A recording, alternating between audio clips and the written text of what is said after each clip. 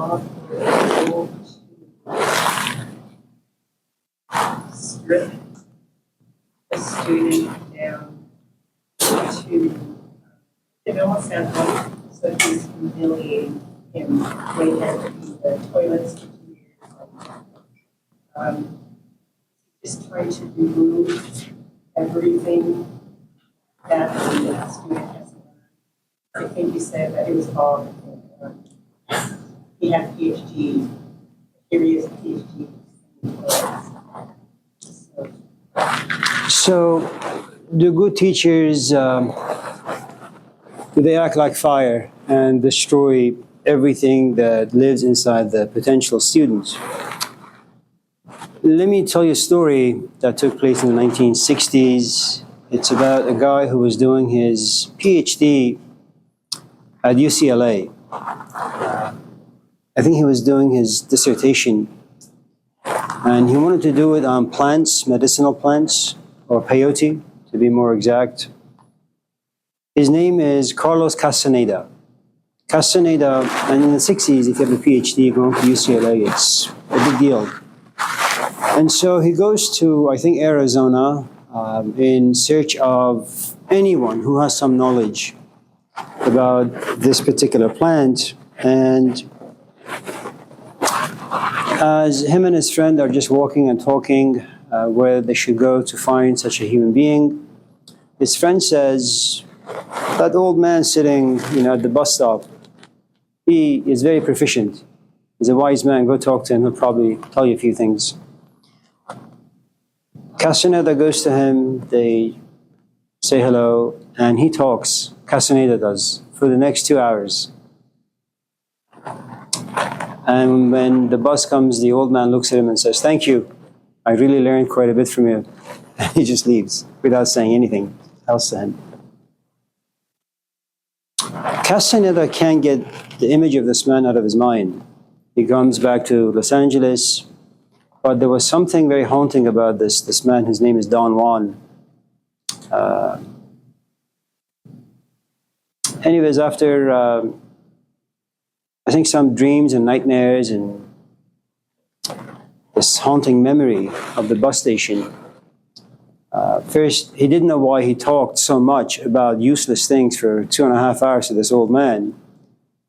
At any rate, he goes to Mexico to try to find him, eventually does. And the guy looks at him and says, "Oh, I've been waiting for you. You took such a long time."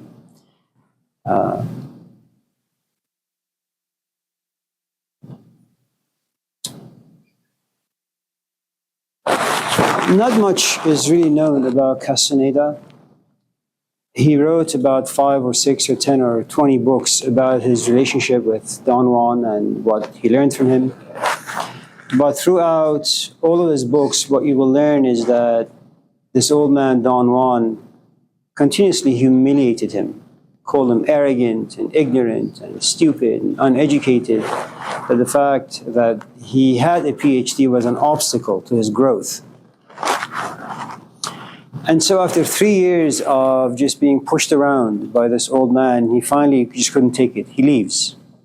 He leaves not because he disliked the old man. He leaves because his life was falling apart completely. There was nothing more to hang on to. He couldn't be in any relationship. His PhD became useless. Writing the dissertation became useless. Just being alive for him was useless. And so, not wanting to be completely depressed, he just leaves without any notice and comes back to his life here in the state. Then he comes to realize he can't live without this old man. And after, I think, a year or two, he goes back to Mexico. And he works with him for the next, a few years until the old man dies. Castaneda I think he only gave one interview. Then he went underground. No one really knows what happened to him. All we do know is that most of his students were women. He didn't like men that much. That's usually the case with... But anyways. So the function of the teacher, that particular teacher, is yes, to strip, the human being to a blank page, and then the teacher can start writing. Now, because you have different kinds of human beings with different kinds of needs, you also have different kinds of teacher who can satisfy specific needs.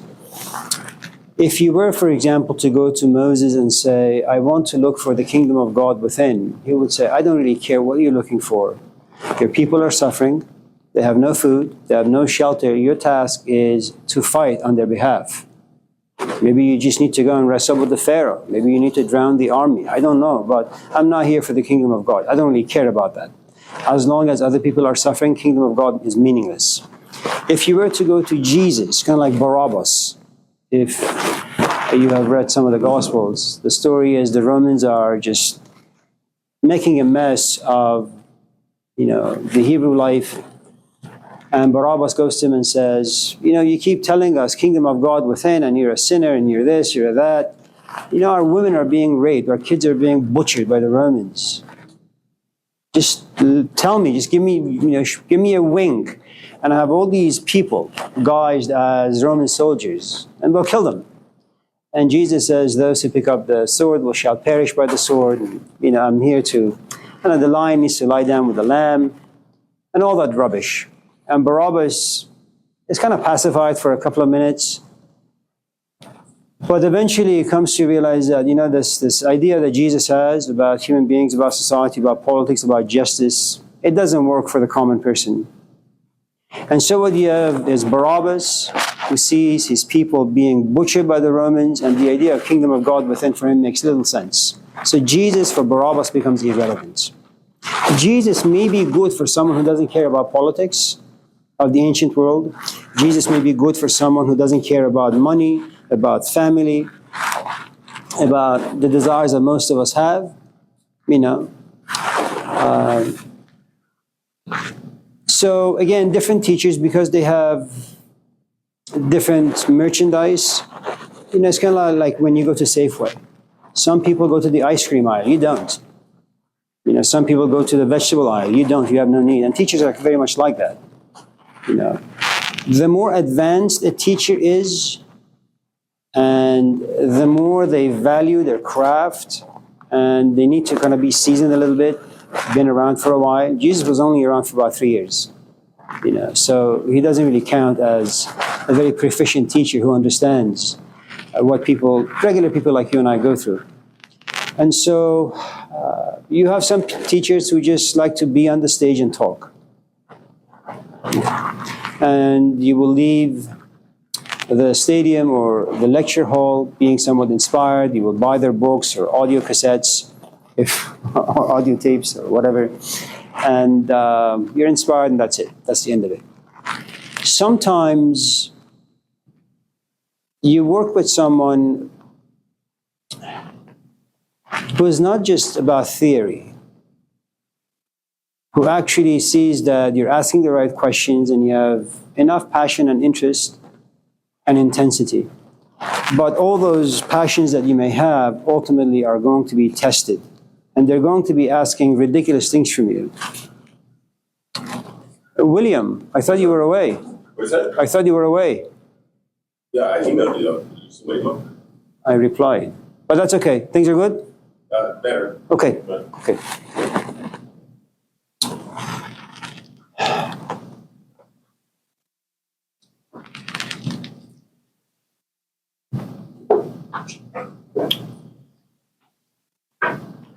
If you're unfortunate enough to run into someone like Jesus, then he has to strip you down.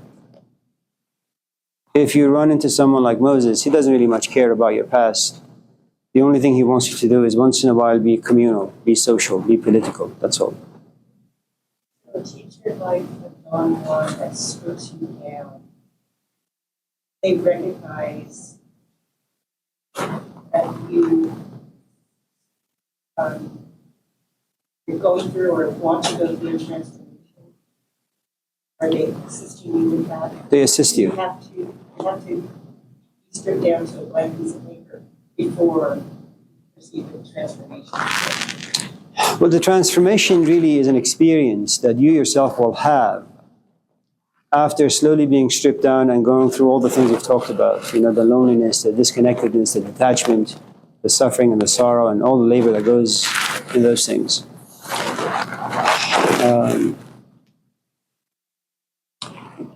Some teachers just break you without being able to put you back together. Some teachers break you and they will put you back together. You have no power over what a teacher can give you or not give you. You can't make any demands. It doesn't work that way.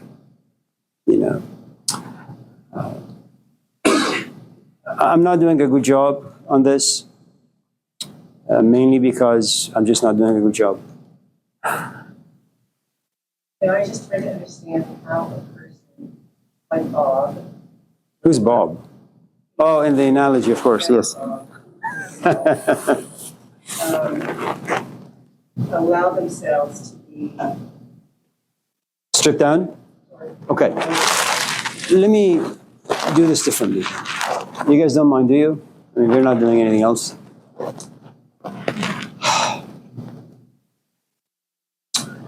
There's a guy in the Persian world that I very much enjoy. His name is Maulana Jalaluddin Rumi Balkhi, who goes by the name Rumi. And in the recent, maybe 10, 12, 20 years or so, he's gained a good amount of popularity in the West. The assumption is, he writes love poetry and he's very spiritual, all the stuff that, eventually anything that comes into the West, it becomes a series of bumper stickers. But all of the side, Rumi has a father who's very religious. There was also some political upheaval that was taking place around the 12th century or so.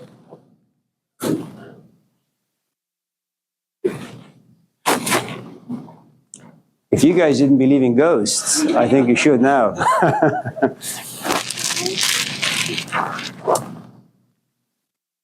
His father died at the age of 80. At the age of 21, he became the main lecturer, in the city. And he had over, I think, about 400 or 500 disciples.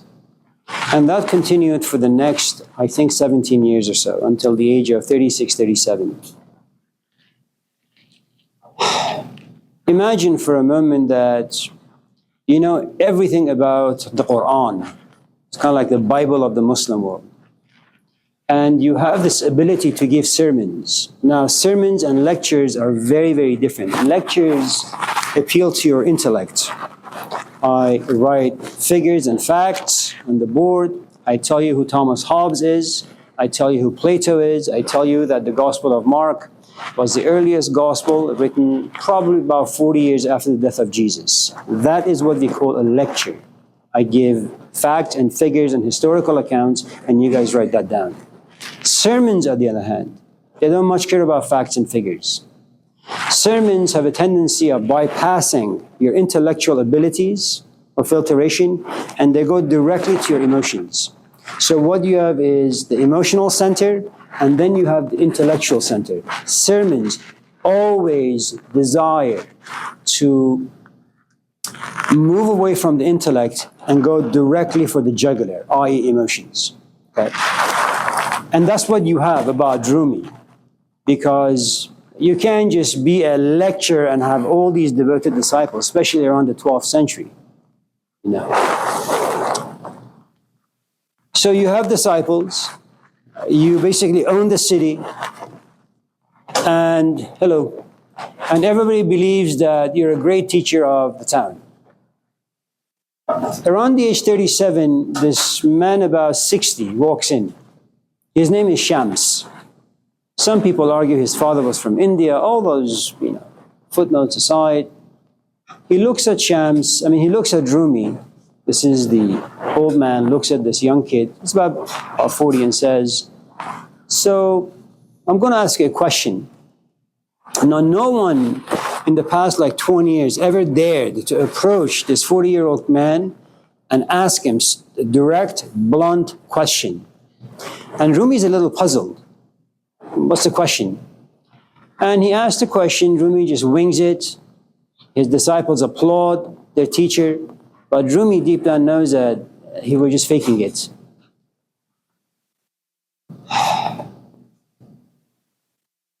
By the time he kind of comes to become aware of what just took place, the old man had vanished, disappeared.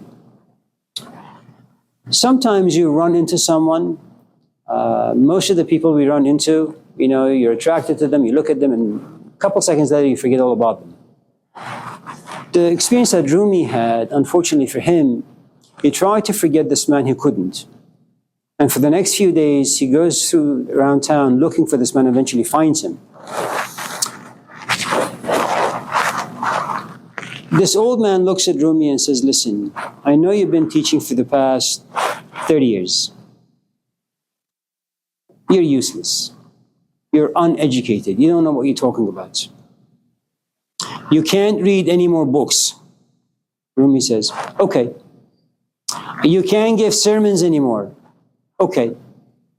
Everything you know about the Islamic tradition is wrong.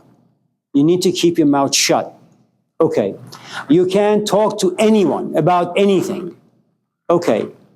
Let's go to your room. We're going to lock the door and we're going to sit there for a couple months. Your wife will leave the food outside. You will open the door, you will bring the food in, we'll eat, and we'll continue our chat. Okay. Now, it's been about 700 or 800 years since that took place. No one really knows what exactly took place behind closed doors. What we do know is that the disciples became very jealous. How is it that this stranger has all of a sudden appeared from nowhere and stolen our teacher from us? He doesn't talk to us, he doesn't look at us, he doesn't care for us. The only person that matters to him is this old guy. And the problem with this old man is that he's crude, he's blunt, he's foul-mouthed, and they want to kill him. So the old man disappears. Rumi is heartbroken. He doesn't know what to do. He's about to commit suicide, and then his oldest son says, okay, you know what, we'll go look for this man. Eventually they find him.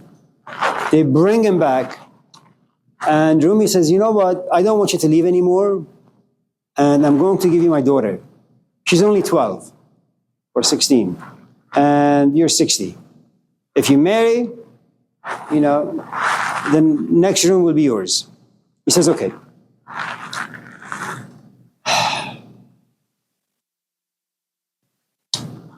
Again, they lock themselves in a room and they talk about who the hell knows. Eventually, this old man leaves for the second time, never again to return. Rumi no longer talks to anyone. He sits and he writes. He was stripped of everything that he knew, everything that his father had trained him, everything that his father's student named Tirmizi had taught him. Again, I go back to what we talked about earlier, which is, first, it depends what sort of a student you are.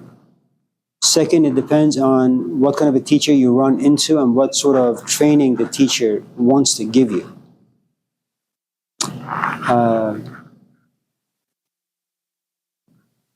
It's always best for you to run into a teacher who's profoundly callous and casual and young and unseasoned, because they're always going to forgive your blunders. The more advanced the teacher, the more seasoned the teacher, the less he or she is likely to work with you. Let me perhaps tell you a different way, and I borrow this from my friend Rumi. So one day a chicken and a camel get together and they have a great time. The camel says, why don't you come to my house? I'll make some food and you and I can sit and eat. And the chicken says, fine, that's great. And he goes to the camel's house, they sit and they have a great time, great food. And it's customary in the Middle East that if someone invites you to their house, you have to pay it forward, which means that you invite them back.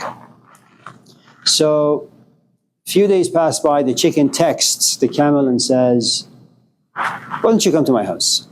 Okay. So the moment the camel sets foot in the chicken's house, the house gets destroyed. So what you have is, chicken is very tiny, camel is huge. Because chicken is tiny, lives in a very tiny house. Because camel is huge, lives in a big house. Chicken, of course, is far too stupid to recognize all of this, so invites the camel in. Okay. Now, the point of the story is the following. Ordinary human beings are like chickens. People like Jesus Christ, Malcolm X, Mahatma Gandhi, Moses, Muhammad, the Buddha, they're like camels. Someone like Jesus can invite you to his house, and you can have a great time with him. But should you invite him to your house, there's a good chance he will destroy the place you live. Now, you can look at the house metaphorically, and you can look at the house literally. Metaphorically means the following. Let's say you are a great teacher, and I come to your house, and you feed me, and once in a while you throw some nuggets of wisdom out there. Okay? And I feel very comfortable. So much so that I invite you to my house. Now, because you're a good teacher, because you value your time, because you know exactly what it is that you want and what it is that you want to do, when you come to my house, you strip me down, at least you try to. All of a sudden I realize I don't like my wife as much, I don't like my kids as much, I don't like my job as much, I don't like me as much. And all of a sudden I realize I just invited you for a cup of coffee, and now my entire life is destroyed. So the less advanced the teacher is, the better it works for us.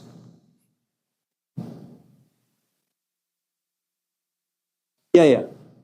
It's like sometimes the reason why we use labor as a human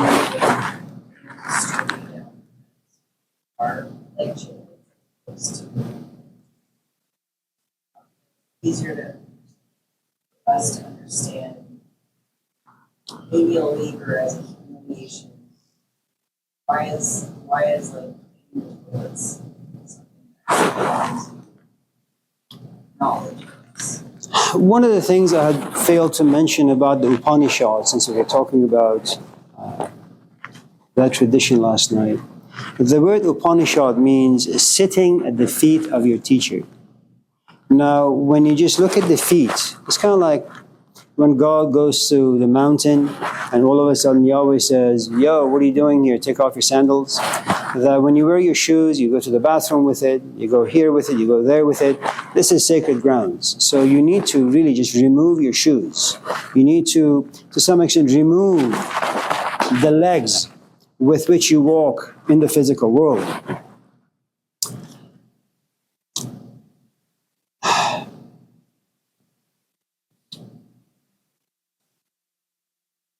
Sitting at the feet of your teacher means the following. If you examine where you take your body with your legs, you walk on dirt, you walk on dust, that's where the student belongs. The student ultimately must feel as if he or she is below dirt or below dust. They mean nothing. They have zero value. The only value a student has is the value the teacher gives him or her. That's it. Now, you're not going to humiliate yourself or humble yourself or to sit at the feet of your teacher if you don't like, i.e. love your teacher. Because there's going to be a great amount of sacrifice on your part, on the part of the student. The teacher has nothing to give except, or nothing to sacrifice except time and energy. The student has to sacrifice time, energy, and the life that he or she has built. And that's too much. And the only way you can give everything up is when you love him. And it happens in ordinary relationships. You know, you're with someone, you've been married with them for about 20, 30, 40, 50 years, you have like 50 kids, and all of a sudden you fall in love with another human being. And the moment that happens, 20 years of history becomes irrelevant. You have children, they become irrelevant. You have a job, that becomes irrelevant.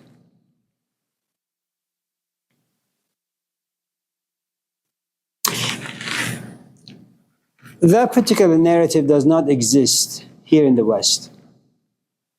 And so even though I think these stories are, when you hear them, they're very exotic and interesting and intense, and you say, well, I want one of those. The truth is, you shouldn't be asking for those things, because that's not part of this culture.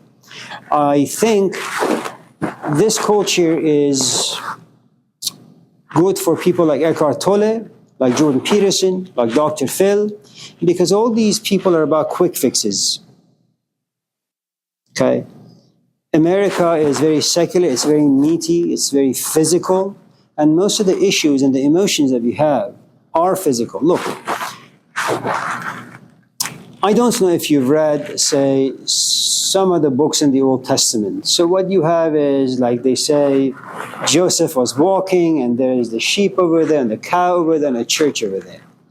And you realize that the town in which Joseph lives, there are three pieces of advertisement: the sheep, the cow, and the church. Sheep, you see sheep herders. You see family people. And so your concept of happiness, what it means to be a human being, is very, very simple. Now, when you go to New York, for example, you don't have just three pieces of advertisement.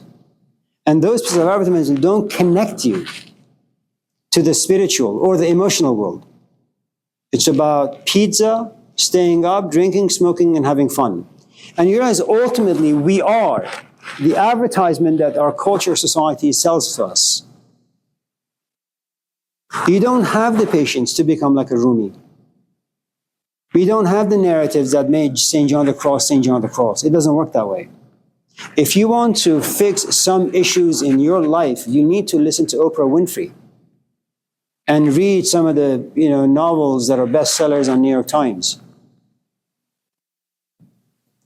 If you want an overhaul, a complete transformation of your life, my recommendation would be, well, I wouldn't recommend it really, but you gotta just pack up and leave. And sometimes you can take them literally, sometimes you can take them metaphorically. If that's a little difficult to grasp, let me give it to you this way. This is just a hypothetical. Okay. Imagine for a moment that I'm a teacher of sorts. And imagine you've become interested. Now, I have to know the product I'm going to work with. And the product is you. Now, who are you? Well, you are a 40-year-old American, okay? Lived in America. I look at America, it's a secular culture, okay? You have all sorts of advertisements. Now, you also have certain emotional narratives. They go back to your parents, siblings. You've also been in about 5, 10, 15, 20 different relationships.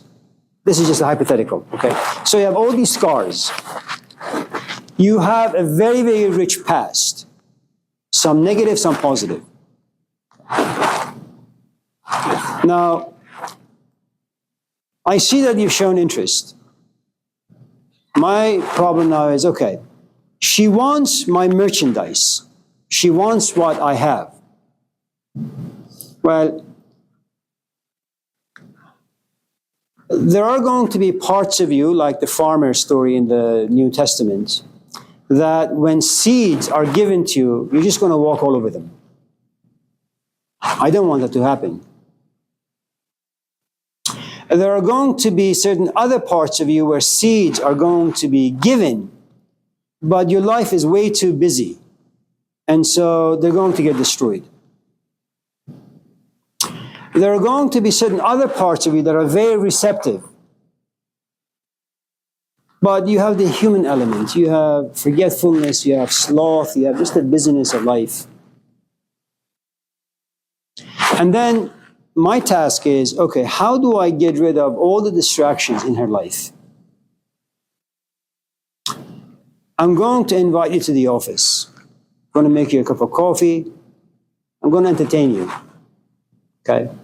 If I like you and trust you, which these days are going to be very, very tough, I say, you know what, I'm having some friends over, my family is coming, why don't you come to the house, get to know my family, my parents, and all that.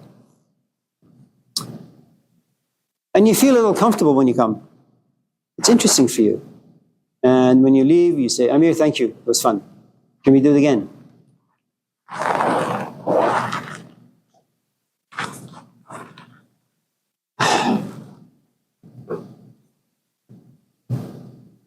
See, these are baits I'm throwing at you. And then I text you again saying, yeah, come over. Every time you say no, it means that you're preferring someone else or something else over my invitation. And that's a negative mark for you. I'm not going to text you anymore.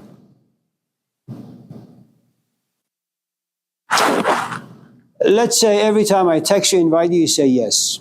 Eventually what's going to happen is you're going to enjoy the conversations, you're going to enjoy the presence of other people in the room, for example.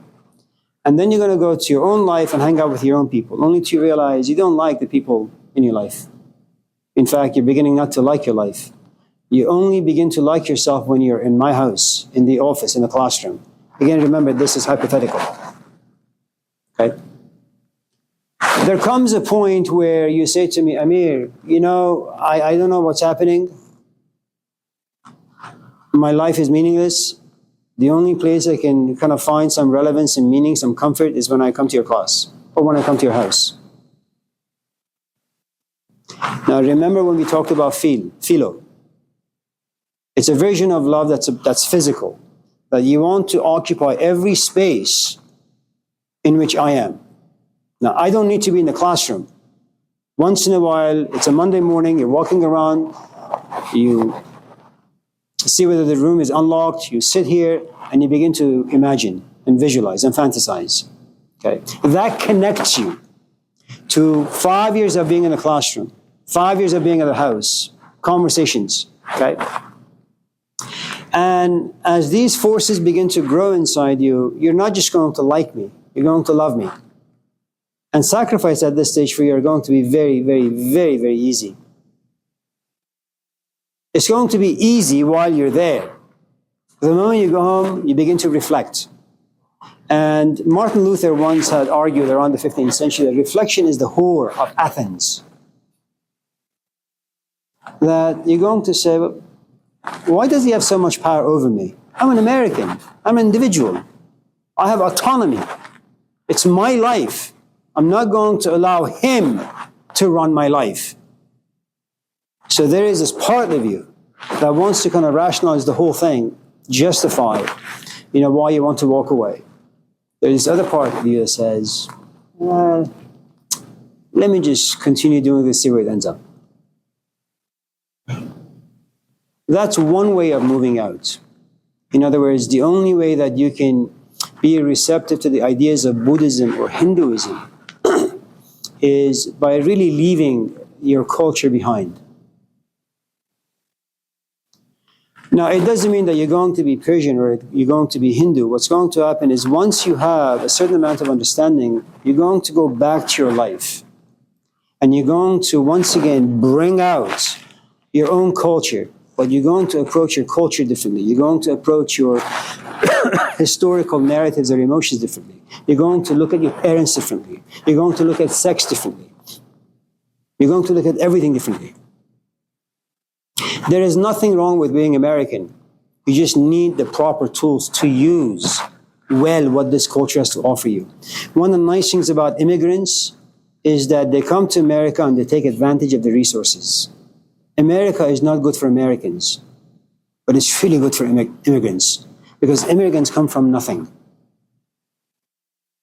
And they work really hard, they make some money, they save that money, and they buy themselves and their kids. They make their lives a bit more comfortable. And they don't have emotional scars the way Americans do. And so once you have the tools, then you can go back and, just be the way that you are.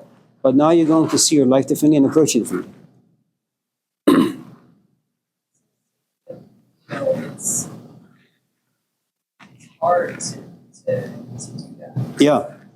Because I feel like I really enjoyed this class. I feel like there's a lot of intimacy in us that as soon as you leave, you don't know the people that are here. You don't know them. They're with us and walking home, or they're strangers again. But when we're here, it's very intimate to connect with people and these ideas. Yeah. It's very embarrassing.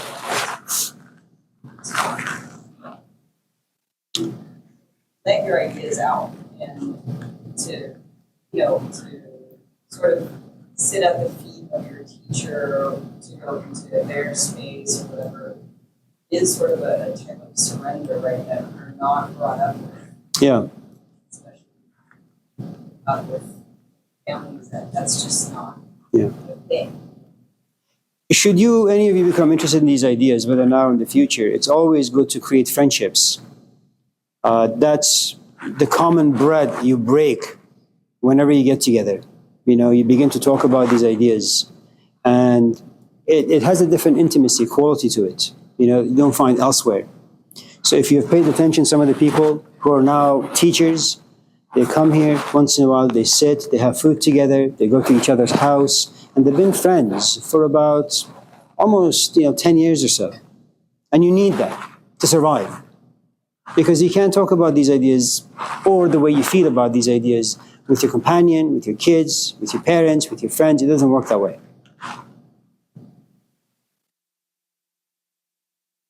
Yeah. Anyone else? Yeah. I have two questions, but one's more on the technical side, one's more philosophical. So I'll go with the philosophical first, but I guess for context, I've been raised in a culture partially that's a little more community oriented, but I'm also incredibly American. And I think that growing up, I find myself very confused by individualist culture in the way of which, of course, I internalize some of it because I am American, but there's this trend online, and even I've seen a little in real life where it's oh, you send your kid over to their friend's house, and then the mom makes you pay for a banana that the kid took, or makes you pay for that time, and that idea is just very foreign to me. And I find myself wondering, how has individualism gone this far in America? Why is it like this? Where you can't do something without expecting pay. I do stuff for my friends all the time. They're like, "Do you want me to pay you? Do you want me to give you something in return?" I'm like, "No, this is just something here." Well, how has it gone this far?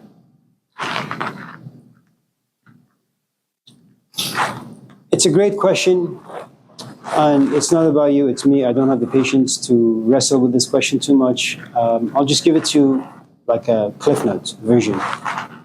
2 seconds.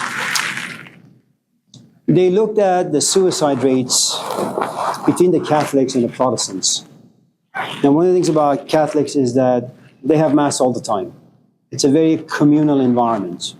They go to church, they see other churchgoers, they get together, they have coffee, they talk about this and that. Maybe it's all gossip, but nevertheless, they all sit and break bread together, physically or metaphorically. Okay? Protestants, on the other hand, because of Martin Luther, you don't need to go to church. You can read the Bible yourself and allow the voice of conscience to interpret what you've read. You don't need to talk to anyone. There is no need for priesthood. There is no need for clergy. You are your own priest. And all of a sudden you realize, well, since you can just stay home and just read the book and think for yourself, there is no reason really to talk about this stuff with anyone. But it goes way, way, way back to someone like Socrates. The examined life is not worth living. Well, to examine your life means you have to sit in your room, turn off the lights, and begin to reflect on everything you've done and everything other people do. But what is that going to do? You're going to look at your dad and say, "Well, Dad, are you happy working at Home Depot?" And now you're going to embarrass this guy. Why? Because you've learned the art of examination. And the more you reflect, see, sometimes people reflect together, and sometimes people reflect in isolation. Music was never intended to be listened to alone, by yourself. Just wear an earpiece and just walk around town just, on your own. It doesn't work that way. For the longest time, you sit and you listen with a bunch of people. I'm not talking about concerts. Eating food. You didn't have AC or heater. Okay? So you would make some fire, everybody would gather around and eat food. The moment you have air conditioning, for example, well, you're going to grab your plate, go to your room, turn on your laptop, eat your food, and watch a movie all by yourself. There are lots of different forces that come into play that ultimately force individuality. I like being an individual. I hate being alone. And when I'm too much alone, I become lonely. Then I become sad and depressed. Then I want to find a community, but I realize I've lost the tools. So, and we can't do much about it. It's finished.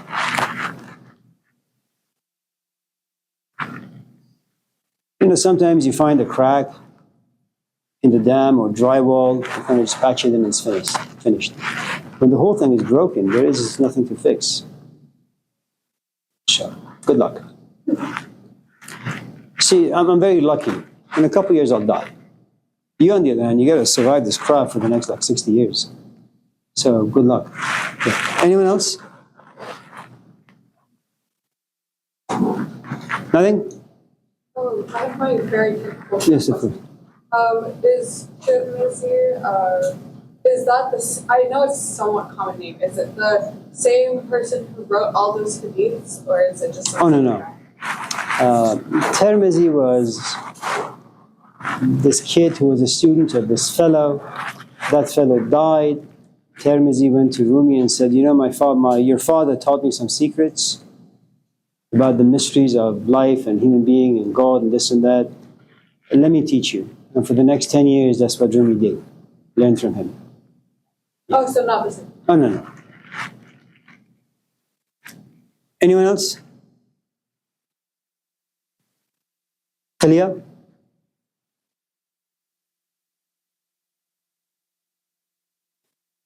Okay.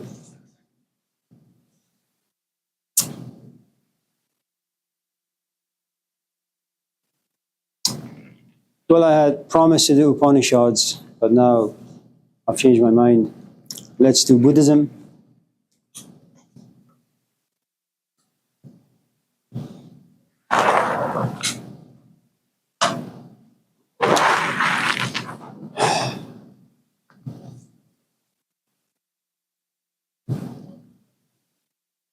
Well, let me just give you the 4 different versions, and this is just the way I see it. When you read books on Hinduism and you read some ideas about the Upanishads, you're going to get a different taste. So there are 4 ways that I think teachers usually work with students. It's a maturing process. The first one is called Bhakti Yoga. Before we talk about Bhakti, let me just say a couple things about yoga. I know most of you have your mats and you walk to some center and you stretch this way and you stretch that way and your leg goes to the south and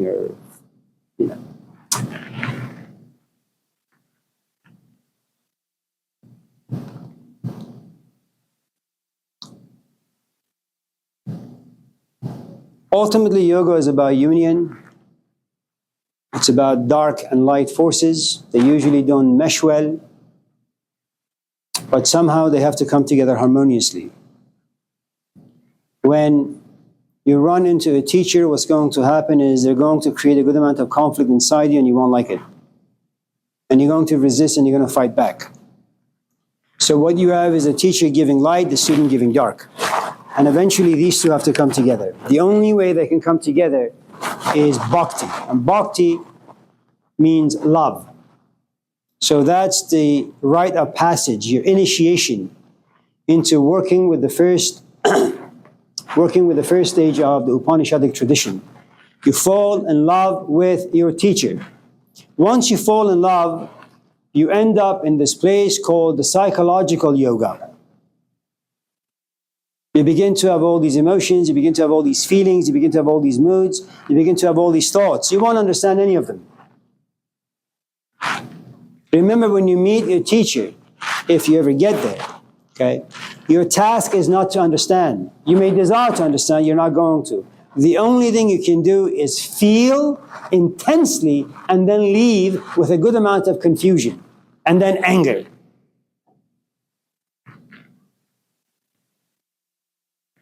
Because for you to understand the wisdom of your teacher means you have to be at his level to understand what the hell he's talking about. And a student doesn't have that capacity just yet, or maybe ever. Okay?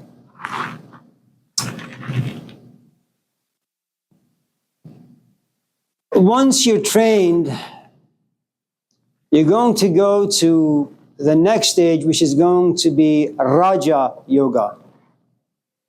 And Raja really is about knowledge. It's not really knowledge, it's wisdom. Now, look, one of the things you need to kind of understand is the following. There is data. You can go online and just Google stuff and take notes. Okay? Data will eventually give you a good amount of information. Okay? It's like, I don't know if any of you in this class have taken like other classes, and what you realize is the moment you walk into class, you open your notebook, pen in hand, and just keep writing in your notebook, because the instructor is giving you a hell of a lot of information. And it's going to be on the quiz. Okay? Now, just because you have a lot of information, it doesn't mean you have understanding. It just means you have information. Okay? Now, when information is not pieced together, sutured together harmoniously, you cannot be qualified as a knowledgeable person of that field. You just have a lot of information. And when someone asks, it's like people saying, well, what do you think about communism? I heard Karl Marx. Well, they read a passage somewhere, they heard the name somewhere, and when you ask them, so who is Karl Marx? You realize they have just nothing but a set of bumper stickers that don't really mean anything. When you're able to piece information together really, really nicely about one single thing, to know Karl Marx, you got to know the Industrial Revolution. You got to know the factories. You got to know what happens in the big cities. You got to know human emotions and human psychology. You got to know capitalism. You got to know what it means to be exploited. You need to know how people used to be when they were religious, and how big cities sucked the soul out of the human being. Now Karl Marx comes to life. Okay? When you have a good amount of information about one focused idea, what you then have is knowledge. Not wisdom, just knowledge. And to be able to be knowledgeable, you need to have a relatively good understanding of the topic.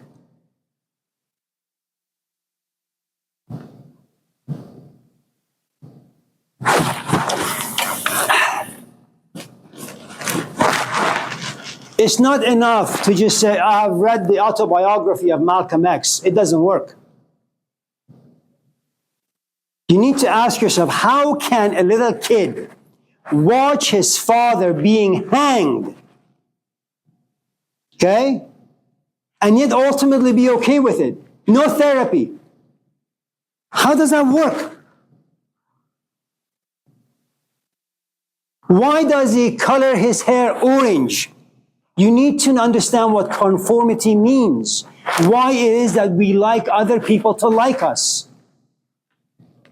Why do we have that need?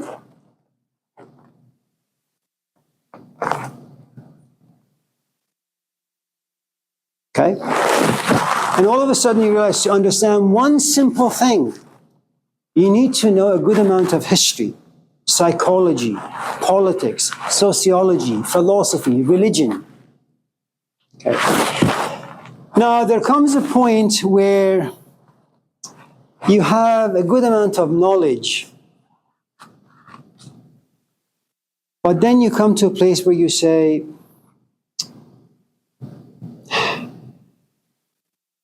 I know everything there is to know about Mahatma Gandhi or Jesus Christ. How do I become like that? And when you say that, what you're saying is information is no longer helping you.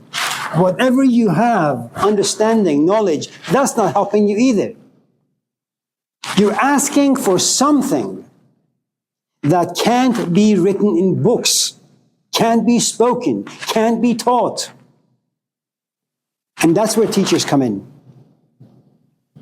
And they have to get rid of all of this for you to be able to cultivate a brand new set of information, knowledge, understanding, and ultimately being.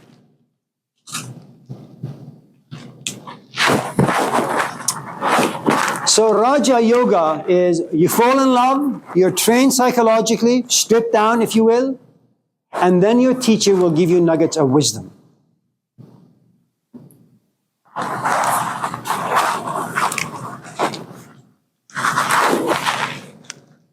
Once you have the breakthrough, or you have a good amount of understanding about yourself, life, God, if you will, then you end up in the last and final stage, which we call Dharma Yoga.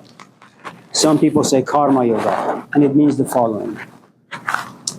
It's something we'll talk about when we get to Confucianism, that the emperor wakes up in the morning, looks directly at the sun. Because for the emperor, or the son of God, as the Chinese would like to call him, the sun is the source of all life. And the emperor is a conduit. Once the emperor has soaked up enough of sun's power, he turns his back to the sun and faces his people. Now he becomes a good shepherd. Karma or Dharma Yoga means the following. Once you have received this call, you're now on this quest to figure out who and what you are. And once enough psychological work has been done on you, and once you've been given a good amount of wisdom, and now you have good amount of understanding, and you're relatively wise yourself, you no longer need God. There is no reason for you to go to church and pray to the gods. What you need to do is look around the town, see homeless people, hungry people, and labor to comfort them a little. Now you become a social worker. So ultimately, the point of wisdom is for us not to worship wisdom or God, but to worship God's creation for the Hindus, which are human beings. Okay? Yeah. I have a question that relates to what you said. Oh, I'm just curious to see your perspective. So, for context, I feel like as every teenager does, in the past I've had like pretty major insecurities, and one day, maybe like 2 years ago, I realized like none of this is needed. Like you can be as insecure as you want, and that's not helping anyone, including you or the people you love. And I just stopped. Like I was literally like I just stopped one day. I'm like, this is stupid. This is pointless. But I still see my friends and the people I love going through that, like those insane insecurities and bad decisions. And I make my own bad decisions at certain points. I'm not perfect by any means, but I was like, do you think that those moments where you just realize what you're doing is pointless and you stop happen to everyone, or does it just like will it be a time where most of the people in my life, like, or in life in general, have that realization, or do you think that it takes a teacher or something? I don't really know how people come to become aware of certain things and then make some changes and then have those changes last permanently. As we talked about this before, there are people who have physical issues and there are certain teachers for that. There are people who have emotional issues and they have their own specific set of teachers. There are people who have intellectual issues and then spiritual issues. And these four different groups of people can never meet. They can never come together because they each have different set of issues and different needs and different responsibilities. So, I don't know. Any questions about the Hindus? Can we move on? Are you sure? Do you have any questions in general? No? Okay. Yeah. No. Say again? Homeless.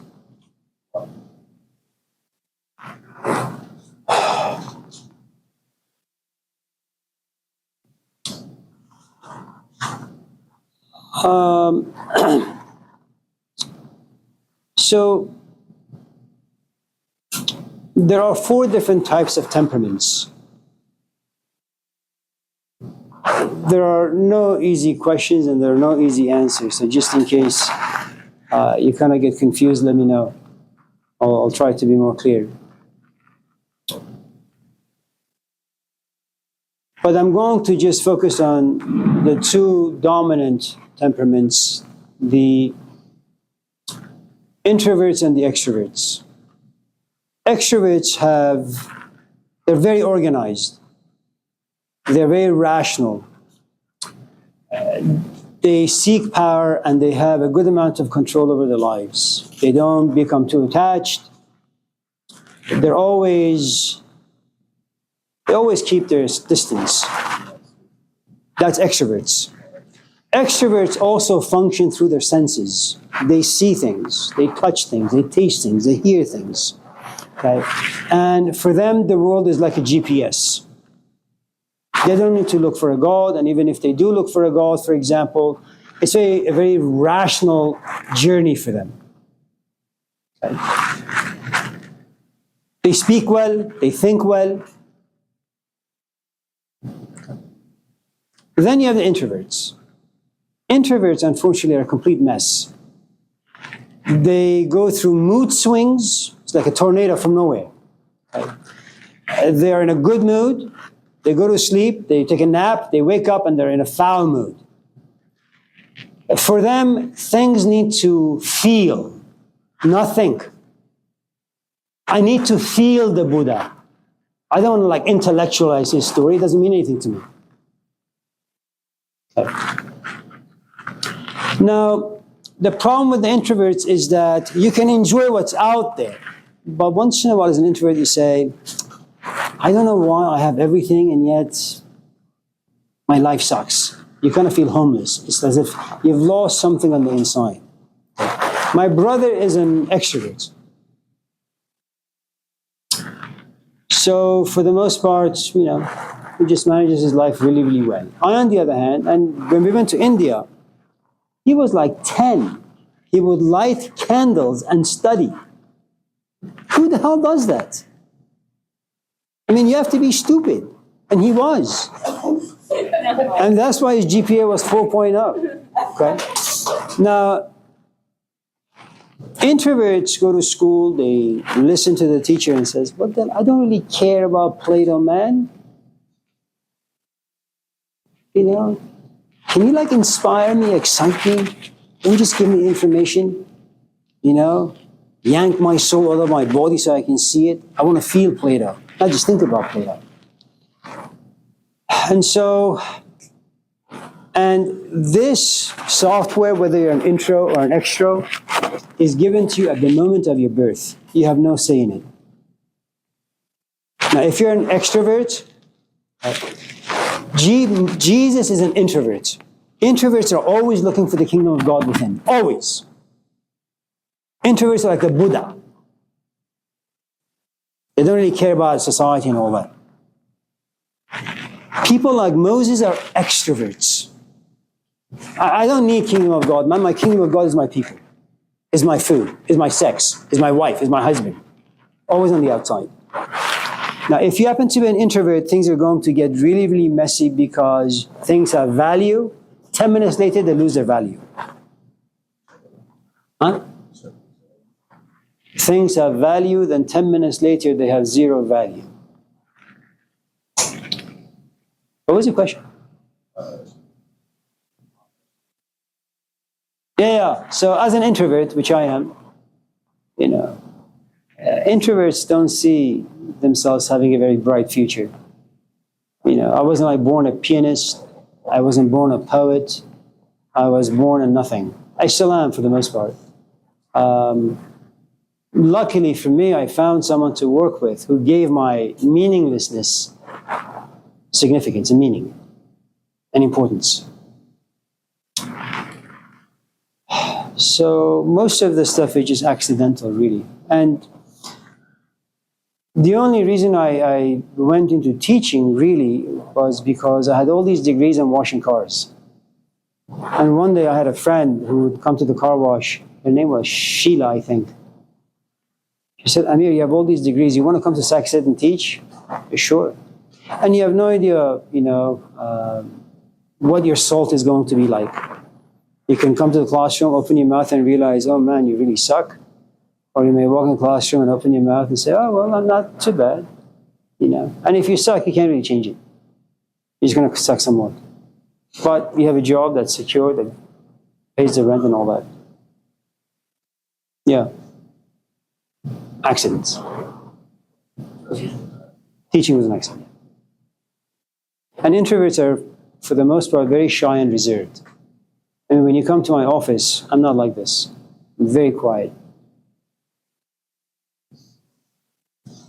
Yeah. Anyone else? Yeah. I think it's wise, especially in a society for, I want to say like youths, like around the age 18, when they graduate from high school, and you're told to have a sincere passion and go for it in some way, especially when it comes to trying to start out doing school and getting a degree or something. Yeah, there's nothing wrong with that. Yeah. Yeah.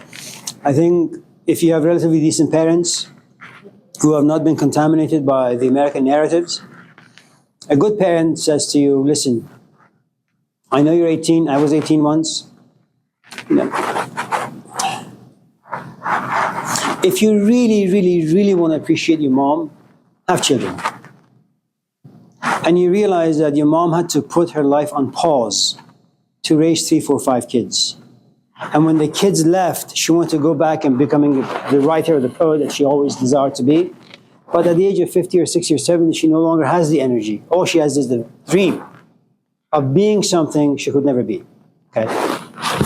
So if you have parents who are self-aware, aware of politics, aware of society, aware of the sort of advertisements that's imposed upon the psyche of the children, the parents say, listen, I know you want to go out there and have fun with life. It's not yet time. You're 18. Go to school.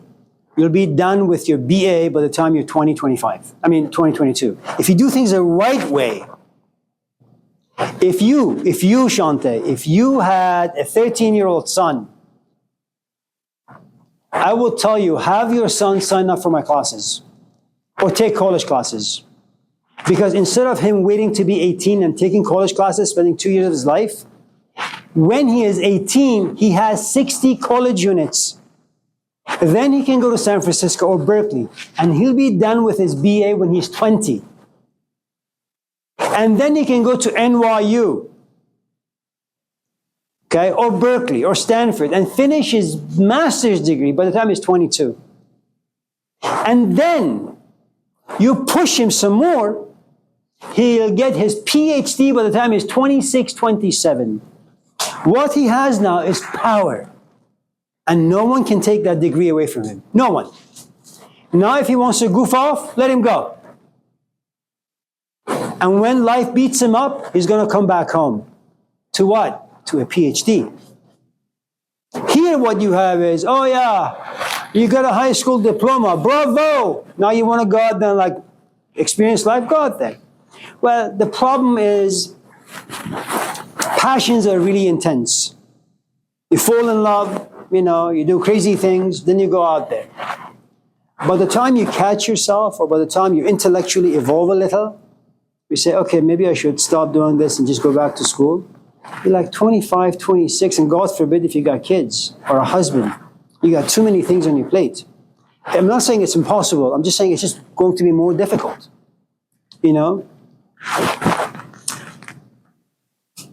And then you're going to come back to school at the age of 25, 26, if you're lucky, if again you become self-aware somewhat. But what's happened is that your mind has become slothful because now you have to sit in the classroom. And the classroom is different than video games. Classroom is boring. It's laborious. Then you have to go home and you have to read and you have to think and you have to write and you have to you look at your essays and they're like filled with C's and B's and F's. You know, and you want to like do better, but you're not used to it. It's something you have to cultivate. You know, you have to become addicted to coming to boring classes and sitting for 3 hours, then going home and reading some irrelevant stuff, then writing useless essays. You know, and the problem is from the age 18, where you begin having fun till 25, you become addicted to pleasure, short-lived pleasure. You know, you want something, 10 minutes later you have it. In the classroom, you have to wait like 16 weeks. And most people can't do it. And one of the problems with Laney is that because people's lives are so busy, you start the semester with 40 students in the classroom, and by the time the semester is about to end, you have about 10 people left. People just can't do it. They're not trained the right way. You know? So it's always, I think, wise to kind of pause your interests or passions about understanding what's out there. And you really you want to stay in school because ultimately the world is dangerous. No one's gonna care. Yeah. Kylie. I apologize. Oh no, I just always thought like that was really interesting mindset. I thought about that around that age too. And I was raised with my mom. She knew what her passion was around that time. She's a teacher. She just always knew she was but she kind of had a hold of that. So I was able to watch a woman be very passionate about what she wanted to do. And I wasn't used to being raised around that. But I had my mom as that example. So it just always challenged me throughout my life. And so if I'm not finding a passion or something I feel very passionate about, what's going on, you know? A couple of things. The idea that people need to live a passionate life and they need to be authentic and creative, it's really new. And it's poison. Because the world is not about passion. The world is about food, shelter, clothing, security. Because even if you're a great pianist, if you don't have next month's rent, you're out. If you don't have food for your belly, you're out. You're not going to be interested in piano. You're going to lose that passion. Okay? And one of the things about, again, third world countries, is that they understand how cruel life can be. And they work really hard to secure the basic needs of life. You know, get your degree, get your secure job, make sure all of this done at an early age, get married, have children. If you get married young, by the time you're like 50, your kids are like 30. You know, you're 40, your kids are 20, they're gone. You're still fresh. Go out there and just live your life. But you know, the idea of imposing this idea that you're 18, figure out who you want to be, that makes no sense. It's stupid. So don't do that. Yeah. Kaila. Yes. Yeah. Okay. So my question is, do you really consider Moses an extrovert? Because from what I hear, like, he had a very hard to speak with a lot of the situations he came across, because he didn't really want to kind of go out and really like encourage us. That from what I understand. But I was just wondering why you consider him an extrovert, that behavior. A couple of things. First of all, I don't really know if Moses actually has historical fact. I don't know if he actually existed, because centuries before him in Syria, there was a guy named Mysis, you know, who also was found in a basket, who also at a certain point came to have some identity crisis. At a certain point, climbed this mountain, got some tablets, all that stuff. The tablets given to Moses, they're nothing new. It's in the ancient world. The book of Job is nothing new. Genesis is nothing new. But all that aside, from what little I have read of his life and the commandments and the stories revolving around him, if you are not an extrovert, you're not going to care for your people as much, the way he did.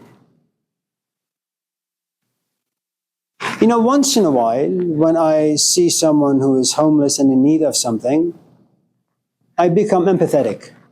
Feelings come to the surface, I get some money and I give it to the person. But I'm not a social activist. I was inspired, moved by someone's gaze who made me feel bad for the burger I am eating while they're standing in the sun. But I'm not going to pause my life and all of a sudden help every homeless person out there. That's not who I am. Moses is like that.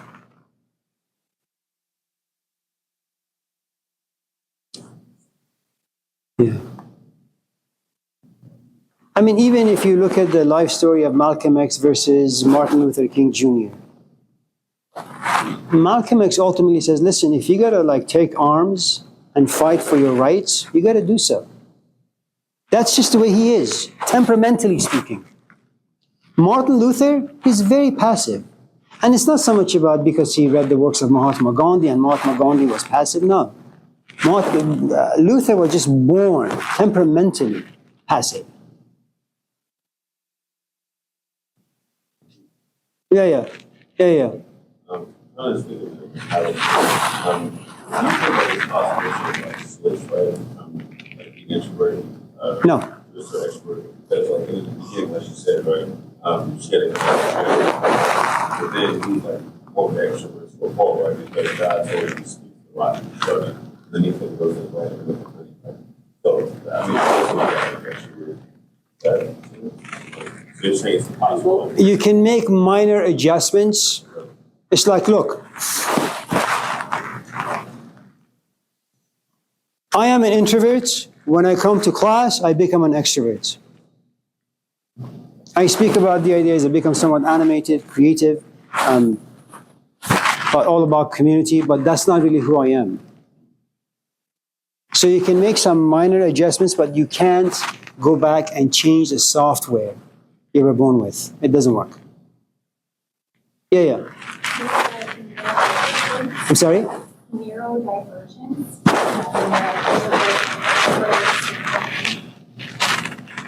Possible. I don't think it's possible. I think one temperament always has to be more dominant. You know, it's like, look, if you've ever been in a relationship, it's never going to be equal.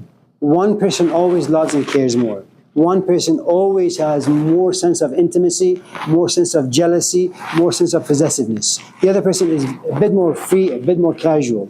And temperaments are very much the same. You could be both in, there is this personality typology, it's called the Enneagram. It means 9 points. What is interesting about this particular mapping of human personality is you have, for example, number 5. So what you have is, let's just say, you're a number 2, which is a helper. But right above 2, you have a wing of 1, which is perfectionist. Okay. Right below it is a 3, which I think is like an actor of sorts. So what you have is the main temperament is 2. You just want to help anybody. And when you help, when you're a helper, you're also very quick to forgive. But you're also very hard on yourself because you have a wing of 1. You demand the highest quality from yourself as well as other people. So, to your point, is it possible to be both an extrovert and an introvert? The answer is yes. Will you find one kind of temperament to be more dominant? Yes. Are they equal? No. Introverts are enormously sensitive, and they live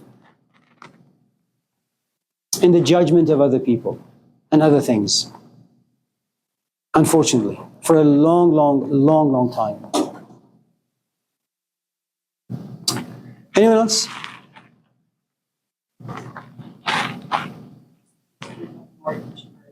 I'm sorry?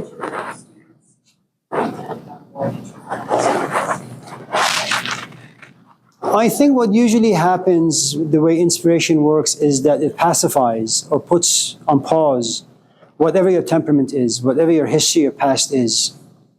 That's how inspiration works. That's why you have mass movements, people who are willing to die for a cause. And it doesn't matter if you're introvert, extrovert, Marxist, communist, Christian, Buddhist, atheist, none of those things matter. That's what inspiration does. It kind of creates a blank slate for maybe 10, 15, 20 minutes or 20 hours. I don't really know. Hello.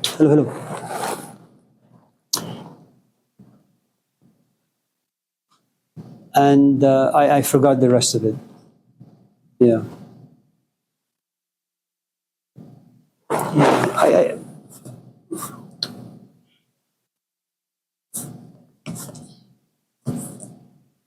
If I was to take it back to teachers, I would say the following. You'll run into someone like Jesus. Jesus will have the power to inspire you. At a certain point, Jesus will recognize the fact that you are, in fact, an extrovert.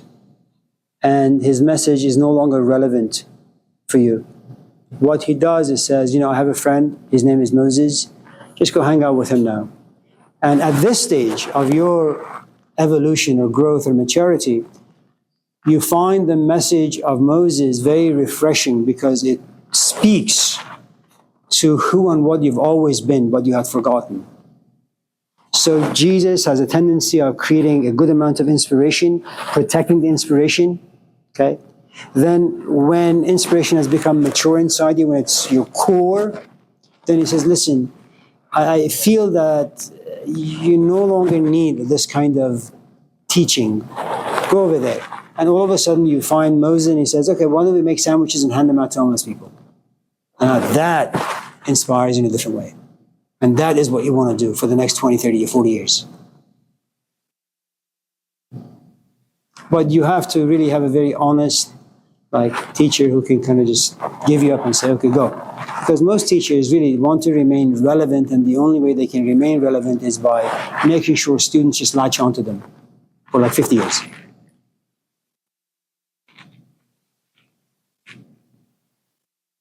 Anyone else? Okay. Let's talk about another weirdo in the history of ideas and religion, philosophy.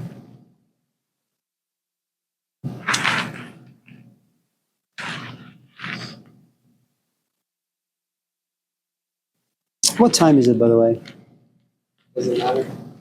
It doesn't really matter. I mean, oh, so we have 2 hours. Okay.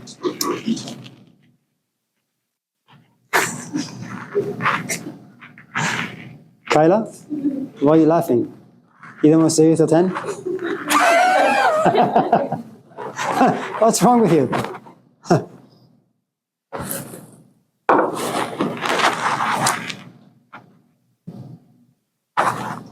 So I'm going to try to make the story a bit human so that all of us can kind of find it somewhat relevant, applicable to our lives to some extent.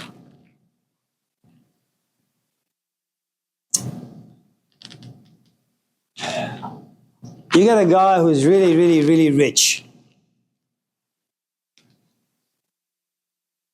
And he, in fact, is like a prince or a king of this village. And he has a wife. They're both very cute. One day he goes home. His wife had just come out of the showers. She looks really hot. And they have sex. For you.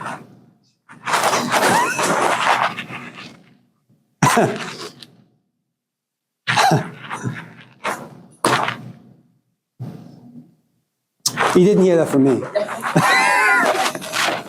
I know we have some underage people in this room, so just plug your ears. So, the woman feels a little funny. She goes to Kaiser. What? Yeah. She goes to Kaiser, she sees her doctor. And the doctor says to her, oh, you had sex. And the woman says, well, yes. You're pregnant. Yes, I think so. Good for you. So she's walking home really, really, really happy. I'm not talking about today, where you all of a sudden accidentally find out that you're pregnant and you're horrified. It's like a nightmare. You try to figure out what to do with yourself. So the woman is walking home to share the good news with her husband. And as she's walking home, she runs into this woman. She's really weird. She looks at this mom-to-be and says, you're pregnant, aren't you? She says, how do you know? Do I know you? No, I'm a magician, she says. You are pregnant. And you are going to have a son. I don't believe you. The mother-to-be says. So this old magical woman looks at this young pregnant woman and says, when you were 2, you did this. And when you were 5, you did this other thing. And when you were 18, you did this. And all the things that were secrets, this magician tells him. And all of a sudden, this mother-to-be says, oh, she knows. And so the mother-to-be looks at this old woman and says, aren't you happy for me? No, I'm actually quite sad for you. Because your child is going to be a son. And your son is either going to hate you or hate you some more. I don't know if any of you in this class are mothers.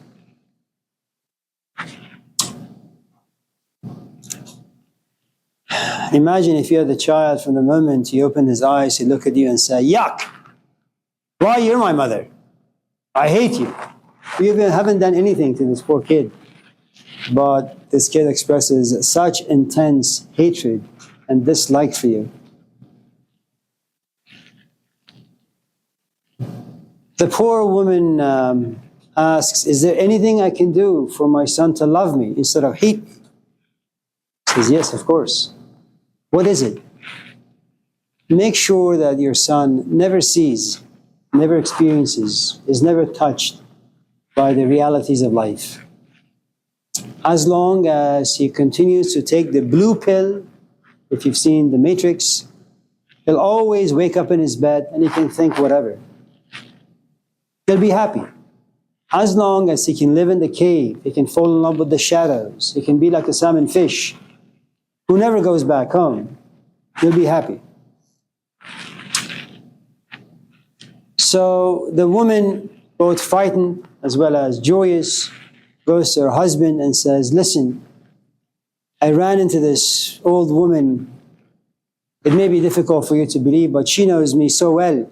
She told me about my past, things that I haven't even told you, my husband.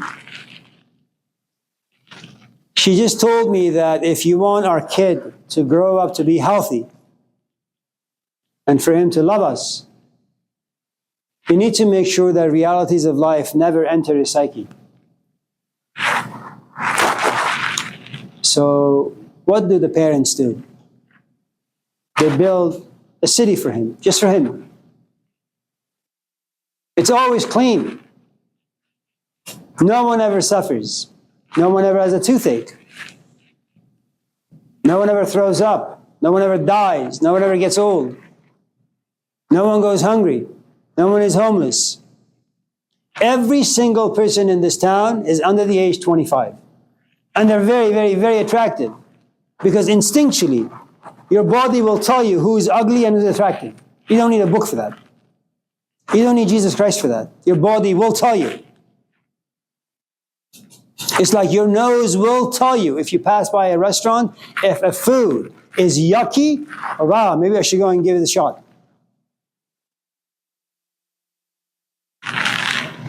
Now, for those of us in this class who are parents or will eventually become parents, this is what you should know. It doesn't matter how rotten you are and how rotten your life has been. The moment you find out that you are pregnant and you in fact do decide to keep this child, you will make all these plans. You may live in the worst neighborhood, but you will say to yourself, I am going to force my man to get a better job. We're going to pack and we're going to go to Montclair. We're going to buy a house or rent an apartment in a nice neighborhood where my kids don't see homelessness, poverty, injustice, where the environment is clean. People use good language. They speak well. They dress well. They smell well. That's what all of us do. It's like when you buy a brand new car, you give it a shower every goddamn day. Then after 3 weeks, you say, I'll just wash it tomorrow. Tomorrow turns into a month and a year. And then you have dings and scratches all over the place. You just don't care. All parents, what you have in the story is the following. All parents, regardless of your race, gender, culture, time, history, you will do whatever you possibly can to keep your children safe from harm's way. It's not up to you. The moment you are a mother, you're a cougar. What time does to you as a parent, that's a completely different story. Time makes all of us callous, casual. Now, because you have a king, and remember, all parents are kings and queens, because their main task is to protect their kids. I mean, look, we have a 16-year-old. Did she sign up for this class? Of course not. The mother whispers into the ears of Kyla and says, we can't trust Talia. Keep her busy and distracted. She needs God. Sign up for a religion class. And 3 nights, from 6 to 9, she's here. She doesn't talk to her friends. No Facebook, no TikTok, no Instagram. That's how you protect your kids. Every parent does it. Will society eventually steal our kids? Absolutely. Will society eventually contaminate our children? Definitely. Will our kids eventually become hoodlums? Definitely. Completely contaminated, corrupt? Yeah. Will they become like a prodigal son? Absolutely. Will you live long enough to see your son coming home begging for forgiveness? Probably not. So there are lots of things you need to understand and learn and appreciate in the prodigal son story. The son comes back. The father is alive, receives him. That's closure that most of us will never get a chance to taste. Because the moment we want to ask forgiveness from someone, they're either dead or they just don't care for us.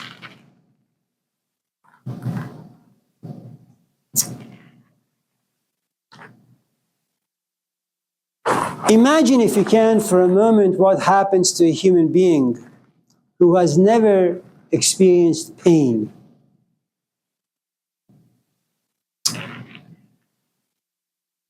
There was this episode on Prince of Bel-Air with Will Smith and Carlton. They're driving, and I think they're driving his father's car, a Mercedes. It's a silver or gray, and they get pulled over. And he rolls the window down, and it's a white cop. And eventually they're cuffed, they're put in a cell.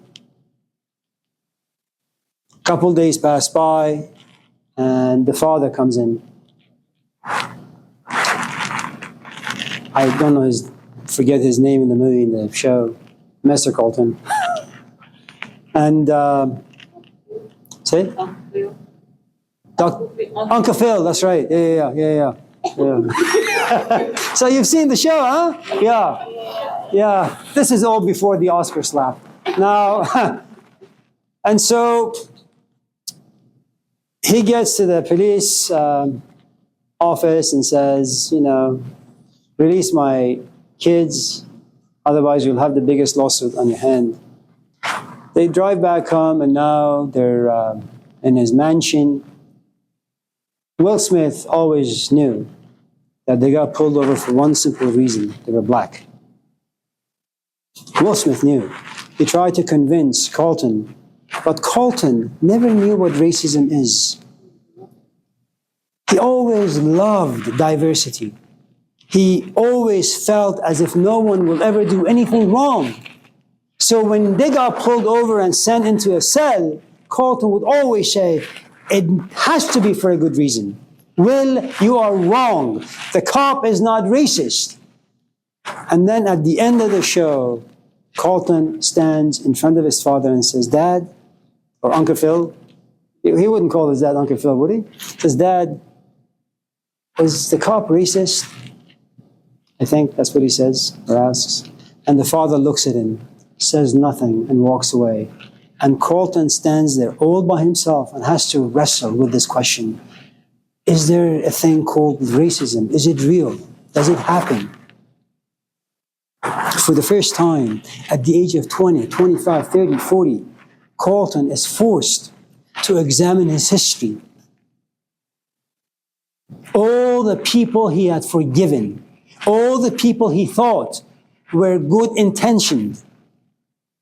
Now he has to examine all of them. And it's too much. And of course the show ends and none of us in this class know how things take place inside him. But what you need to understand is this. For 18 long years, the Buddha does not see anyone in pain. Doesn't see his parents struggle to make money.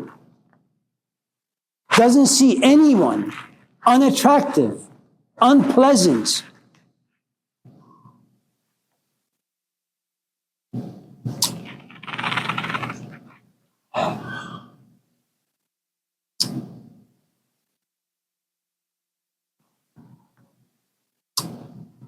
So,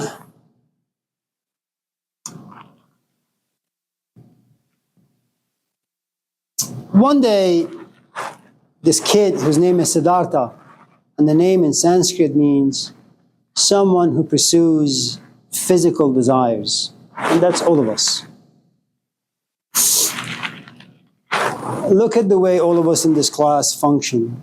Whenever there is a pain in our life, we try to wrestle with it, we try to get rid of it. We fail to see that pain really is the dominant character and attribute of life. It doesn't matter where you go, it's always going to be there. You can't get rid of it.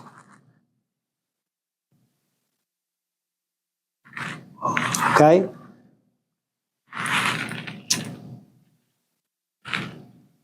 One day, this young kid is walking around and accidentally he sees someone like me. Wrinkles, back is hunched a little, hair is gone, my voice is tired, I look tired, and this kid Siddhartha looks at me and says, "That'll happen to you. What's wrong with you?" What do you mean? Why do you look like that? Those lines around your eyes and mouth and this and that, where do they come from? I mean, so the question is this. It's a kid who's never seen someone like me. Always like her. No wrinkles. Vibrant.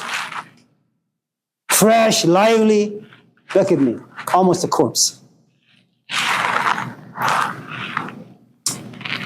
And this old man looks at this kid and says, it's called old age. I am Siddhartha, I'm a prince. I'm not going to get old. I'm a prince. No, you'll get old. Just wait. Philly and I will tell you. Both of us were 20 just a couple days ago. It's so true.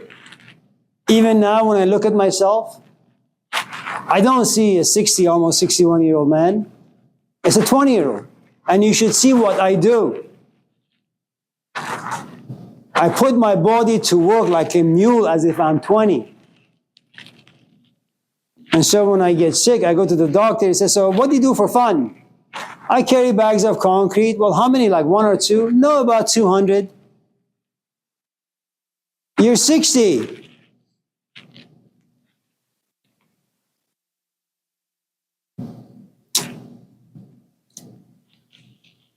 Talk about trauma.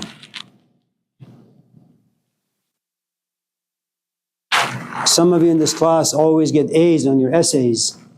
Just wait till you go to the university, 4-year schools. you'll be shocked to realize that the instructors will give you F's and D's and C's because you can't write. And you can't write because you can't think. And they'll make you feel completely uneducated. That's a shock to your system.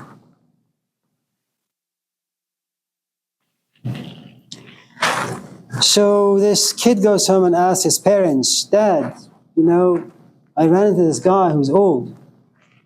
Now here's the thing you need to understand about trauma.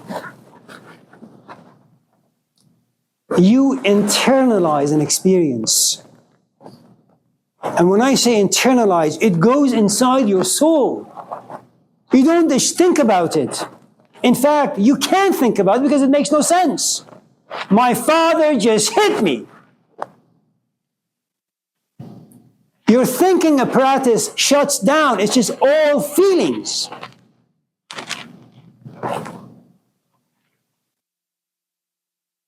How do you make sense of it? I see people who are old. My father is 90. He's slowly beginning to forget things. He's in a great shape. Much better shape than me. And when I see someone who's old, I should say to myself, Amir, you're also getting a little older. Maybe you should use your time differently. To internalize comes a sense of urgency, conflict. I am 20, I have all this power, I'm going to get old, my power will do nothing for me to keep old age away.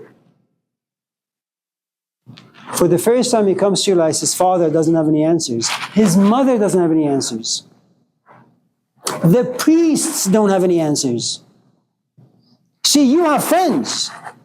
When you run into difficulties, you pick up your phone, you call them, you text them. Maybe you can go to Barnes & Nobles and purchase a self-help book. The Buddha has no place to go except to sit in his room and wrestle. What does old age really mean?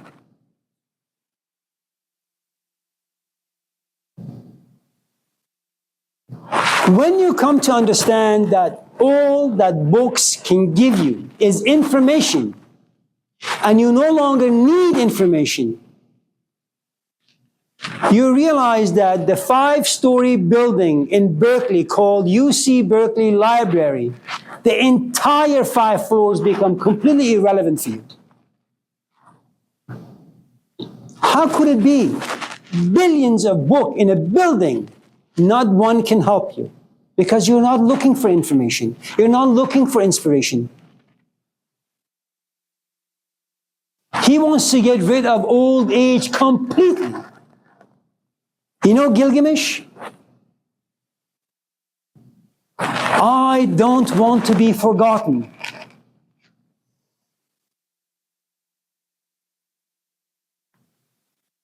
How do you do that?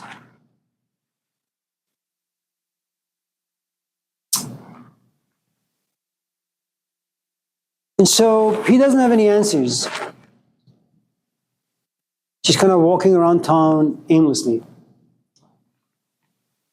And then he runs into the same old man. But now some things about the old man has changed. He's coughing. And he's coughing up blood. What is wrong with you? Again, this kid asks. When you get old, you get sick. What the hell is that?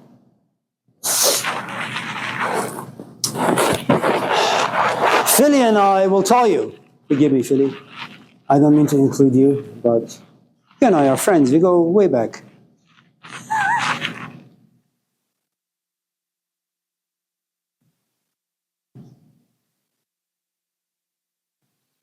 A good friend of ours, Dr. Freud, Sigmund Freud, had mentioned some time ago that all of us in this class will eventually get to a place where you realize you've had one very, very, very faithful friend. It's not God. It's not your spouse. It's not your children. It's your body. You desire something with your eyes. a message is sent to your brain. Your legs begin to move. And once you reach it, your hand stretched out. Then you grab it with your fingers. Then you put it to your mouth. Without your body, your desires cannot be fulfilled. But when you get sick physically, I really want a cup of coffee. My legs take me there, but now I'm exhausted. Or maybe I'm not exhausted. I drink the coffee, but my digestive system is no longer the way it used to be in my 20s or 30s or 40s. I drink it now. Then I throw up. And I come to this grim realization. I have lots of desires, but my body is no longer accompanying me. It's feeling me, betraying me. How the hell do you internalize that? I'm not talking as a piece of information just sitting there. It lives inside you. See, we can talk about racism in this class. But when you get pulled over because of your skin color, it's no longer a piece of information. It's no longer a conversation. You feel it in your gut. And you're enraged. And you're angry. And you want justice. But you can't have it because you got no power. I have no power over old age. And I have no power over getting sick. I don't know if you guys have ever watched like athletes just falling to the ground and dying while they're playing soccer. It's one of my hobbies.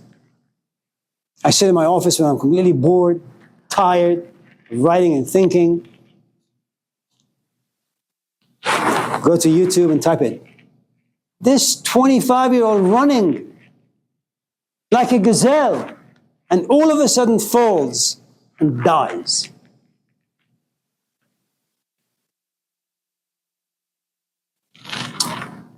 Again, he goes to his dad and says, Dad, the hell is sickness, man?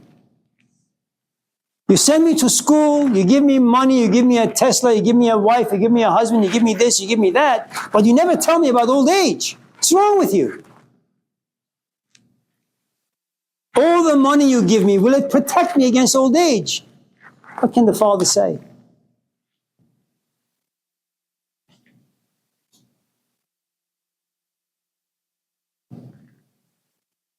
I'm not telling you the life story of the Buddha.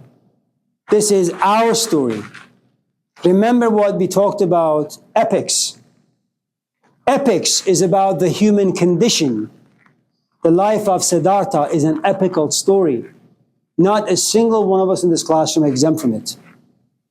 We are metaphorically the Siddharthas.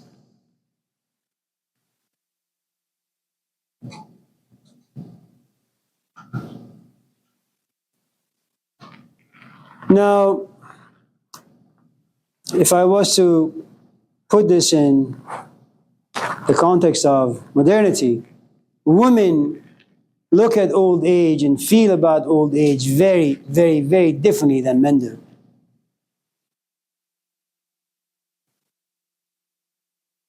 Go to Nordstrom.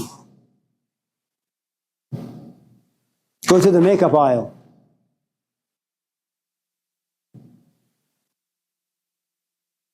Women internalize old age. It's a nightmare for them. And so we also create a culture that says, it is true that every wrinkle you have has a story in it. But you are, above all, a physical animal. Remain physical, remain an animal, be attractive, so people can look at you and give you relevance and meaning and value.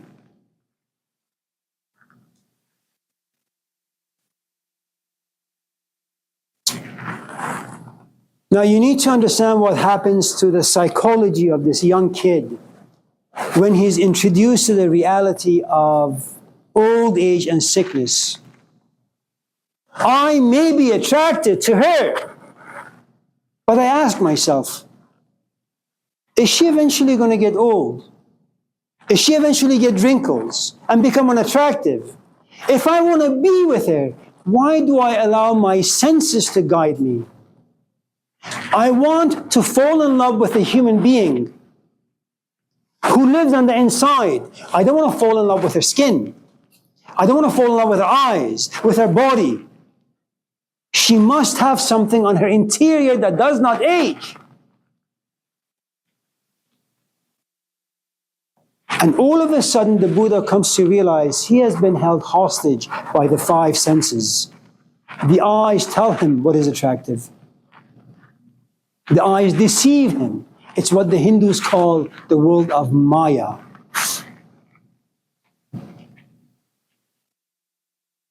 Shadows on the wall.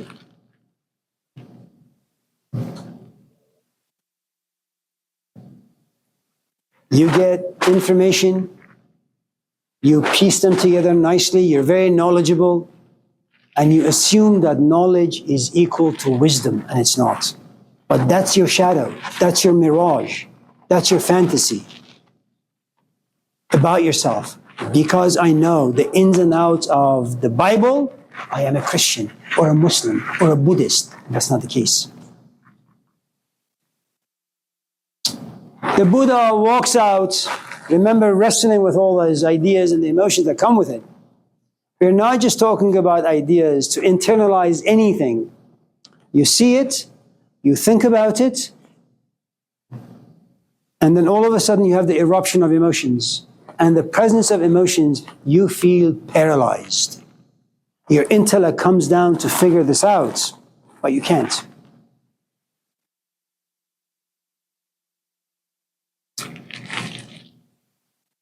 He goes out, and this time he sees something even worse. The same man that he had seen be old, being sick, is now just laying flat on the ground. And he kneels and taps him on the shoulder and says, Bob, can you get up? I got some questions for you. And the Bob remains unmoved. Pushes him violently. Get up, man, I got questions for you. And after a while, someone goes to him and says, kid, listen, he's dead. Dead? What the hell is that? That's the end of the road for all human beings. You're born, you get old, you get sick, and then the fuel is out, you die. So what happens in death? Nothing. Non-existent. You're gone. But I have money. Doesn't matter. Power. Doesn't matter. I'm a prince. Matters very little.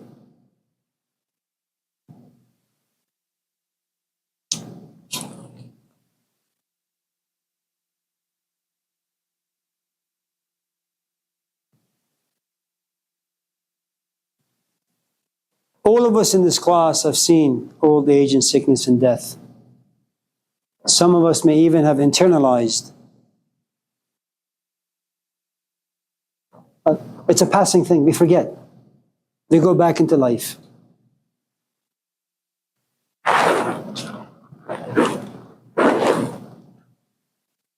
That's what we do. And life is profoundly powerful. It puts the human being back to sleep, and we become unreflective. And we say, yes, I will get old, but maybe a century from now. I will get sick, maybe even die, but it's not internalized. Let me share with you a story. And forgive me, those of you who know the story already.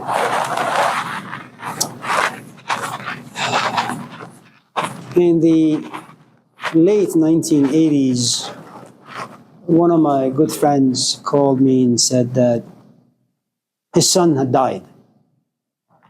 You know, how old was he? 15 or 16? Had a bum heart.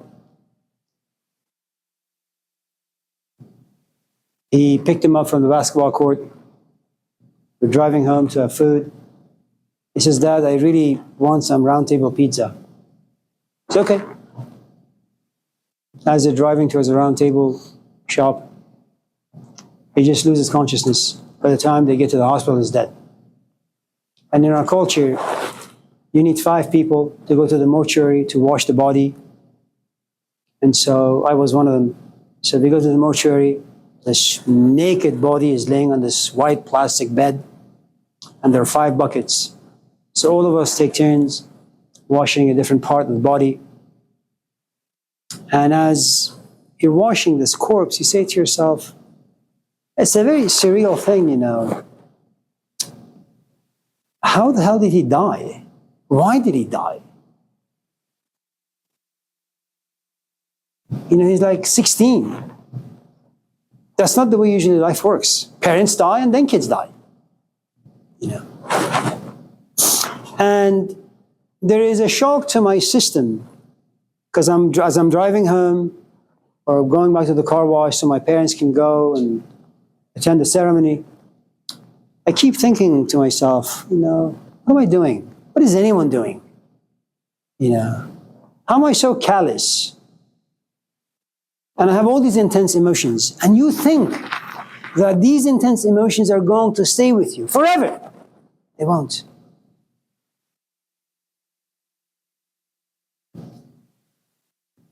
I totaled my car on the Bay Bridge in the 1990s. I had no idea how I survived. But when I got out, I said, you know what? I'm going to live my life completely differently. I didn't. That moment of inspiration lasted for maybe a couple days.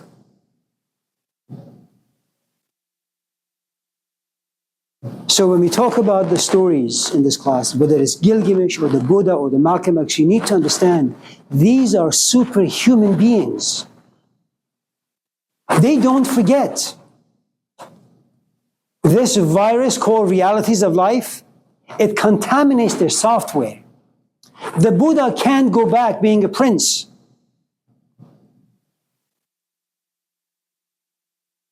Now, going to Wolf's question from a couple of days ago, why are we attracted to people, certain people? Here's the 4th experience that Siddhartha has. He's seen old age, he's seen sickness, he's seen death. As he's walking, and he can no longer laugh because he is consumed by the realities awaiting him. He sees this monk, this tiny little fellow, walking around, and he has a grin on his face. And the Buddha, the Siddhartha, goes to him and says, what are you smiling about? Don't you know that you will get old, you will get sick, and you will die, and you'll be forgotten? Do you know how much pain there is in all of that? And this kid says, I have come to understand life, living, death. It's okay.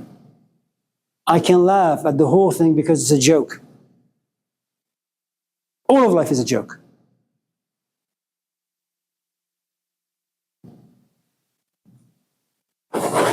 My parents did not plan for me, but my father loved my mom. And by that I mean he loved to have sex with my mom. And he did. I am the outcome. I'm not planned. My parents are not the sort of people who sit and reflect. Should we have children? How are we going to raise them? What sort of society do we live in? What's the impact of society on the psyches of our kids? Parents don't think that way.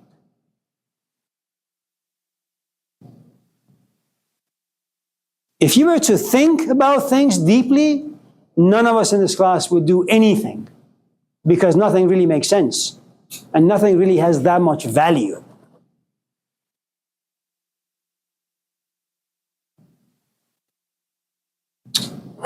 Now,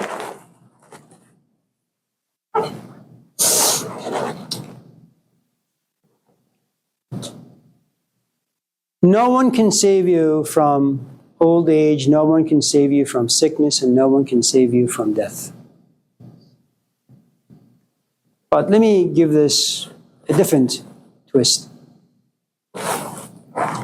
This is my 4th cup of coffee of the day. Every night before going to bed, I make the coffee.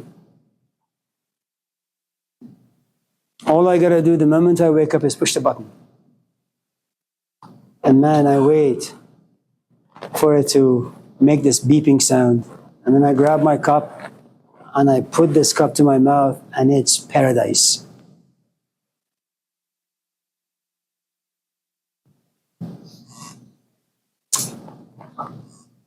It was fresh. This, my taste buds remember the taste of the coffee from this morning. I wasn't looking forward to this. I just made it. It's my habit. It's a brand new, fresh coffee, freshly brewed. But my taste bud says it's an old taste. It's not as interesting.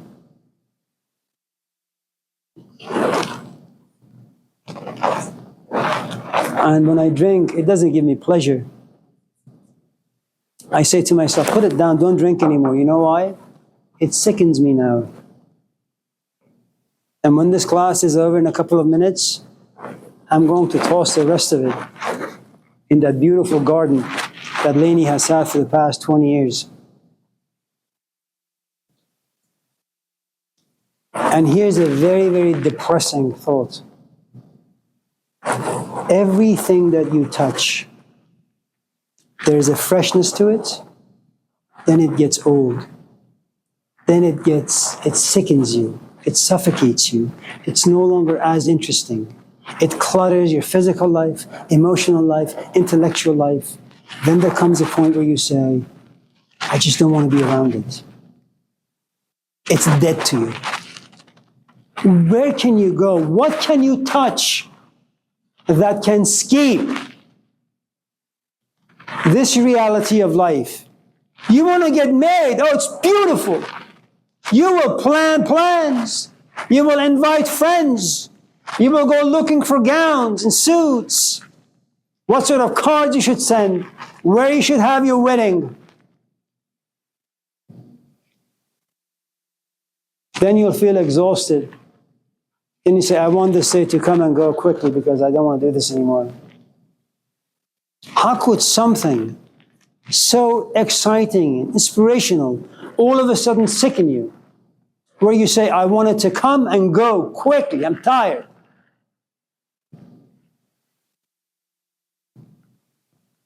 I mean, when I think about Zachary's deep dish, spinach, mushroom, pesto, I begin to salivate like Pavlov's dog.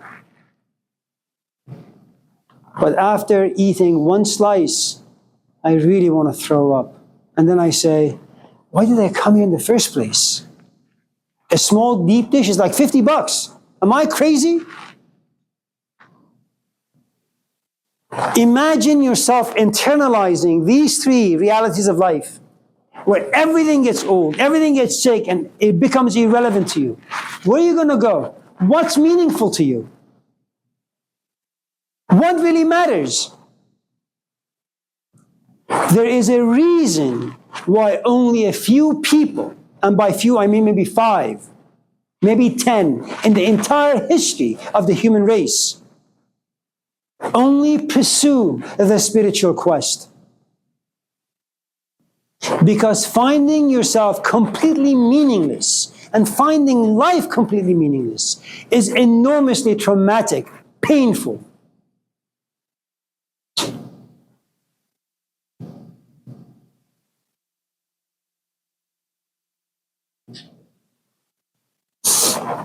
I mean, look at the things that we do. Take yourself to one of these fancy restaurants. You know, you go to Costco, Safeway, you buy this big bucket of salad, $10. Now go to a fancy restaurant. They give you one lettuce leaf, one, with some ridiculous sauce on it, some cheese on it, and it costs you like $25. Just say, what the fuck is this? I'm sorry. It means ice cream, that word.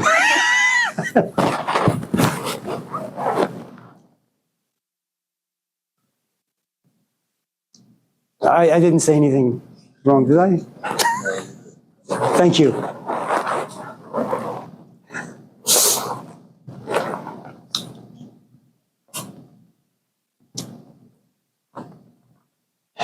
Realities of life are really quite devastating when you reflect and internalize them. You will feel enormously powerless, irrelevant, it's insignificant. Shakespeare calls people like me fools, idiots, clowns. Coming on the stage, screaming, ranting about this and that. For what? It's nothing, just air. Some of you may enjoy the story, some of you may enjoy the way I tell the story. But I know life is busy. You will forget. You will try to remember, you won't be able to. You don't have the support system. Life means too much to you. I do this only for a paycheck. Nothing more. I'm just a bit animated, and I get excited.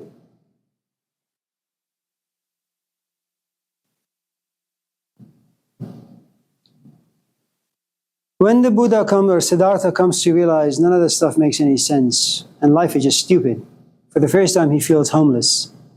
He's got no parents. Parents are there to support you, to give you comfort in times of crisis. But he's unreachable.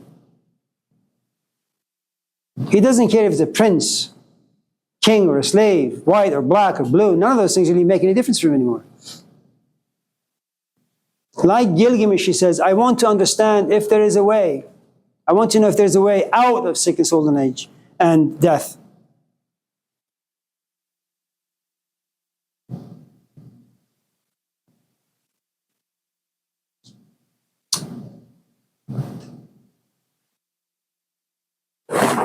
For those of you who enjoy eating your food very, very slowly, sure, you may be health conscious.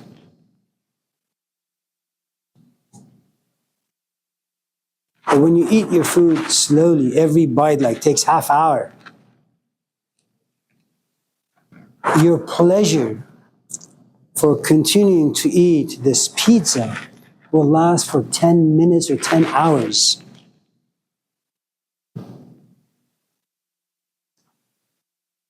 We are pleasure-seeking animals. And whatever gives you pleasure, you will do what you can to prolong it, make sure it lasts long, long time. One of the nice things about the teacher-student relationship is that you're not falling in love with your teacher's eyes, or hair, or nose, or body. You're falling in love with something that's indescribable, untouchable, unreachable. It's a pleasure that lasts for a long time. Why do we keep writing books about Jesus? No one knows who the hell he was. So we keep writing, imagining, fantasizing. Now that's a pleasure worth having, because it never grows old, or sick, or dies. It's like eternal. Read Daughter of Fire. She falls in love with this teacher.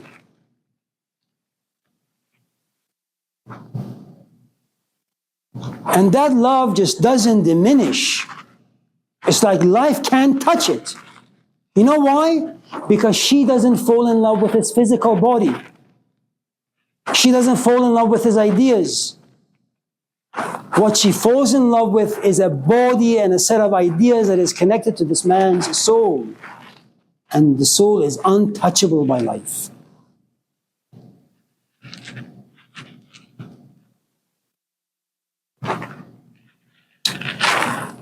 Now, okay,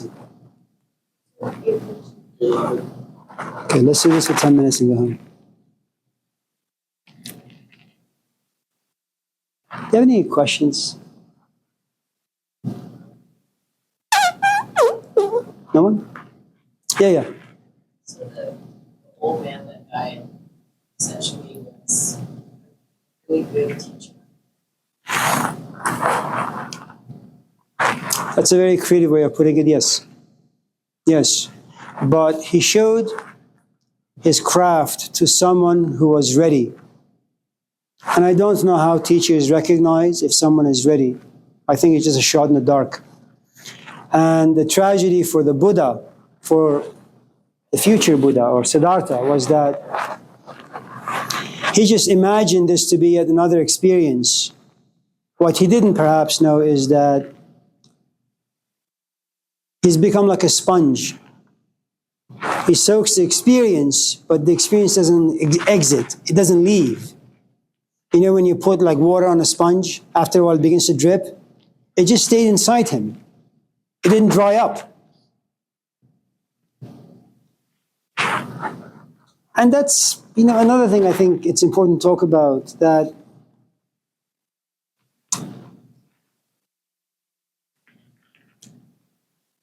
because ideas are so enormously dangerous, and because internalization of ideas is even more dangerous, you have to be very, very careful what you give, what sort of experiences you give, to who, their capacity, if they have the capacity to hold it within without shattering. There is this beautiful story that comes from the Quran, again, the Bible of the Muslim world, that God is alone, or is lonely, and doesn't know what to do with himself. And so he says, you know what? I need to see myself in things. So he comes down and injects or inserts himself into the mountains. But mountains can't hold God. So the mountain shatters into 1,001 pieces. And God comes to realize, oh, well, the mountain couldn't really hold me. He says, maybe the cows and the donkeys and the lions and the this and the that, all the animals die. He says, maybe I should just go into the ocean. The ocean surely will have the power to hold me. No, it went dry. And then he looks down, and the only thing that's remaining is the human being. If the lion or the cow or the ocean or the mountain can't carry me, that feeble thing down there, definitely die. And so he injects himself with a human being, and lo and, to his surprise, nothing happens to the human being. بار غم عشق او را گردون ندارد تحمل چون میتواند کشیدن این پیکر لاغر من. That the mountains couldn't hold the presence of God, neither could the oceans or the animals. How is it that this burden can be carried by me, a feeble human being? Or in the words of Mark Twain, look at us. Compare our backs to chimps. Compare our eyesight to owls. We are made extraordinarily flimsy. Everything about us breaks apart. You have a tiny little pebble in your shoes, it creates a mess.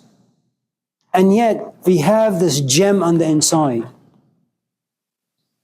But what's added to the story is this.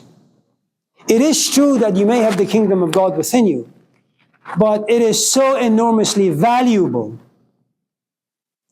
that a trashy human being, and that's me, you're not just going to have an easy access to it.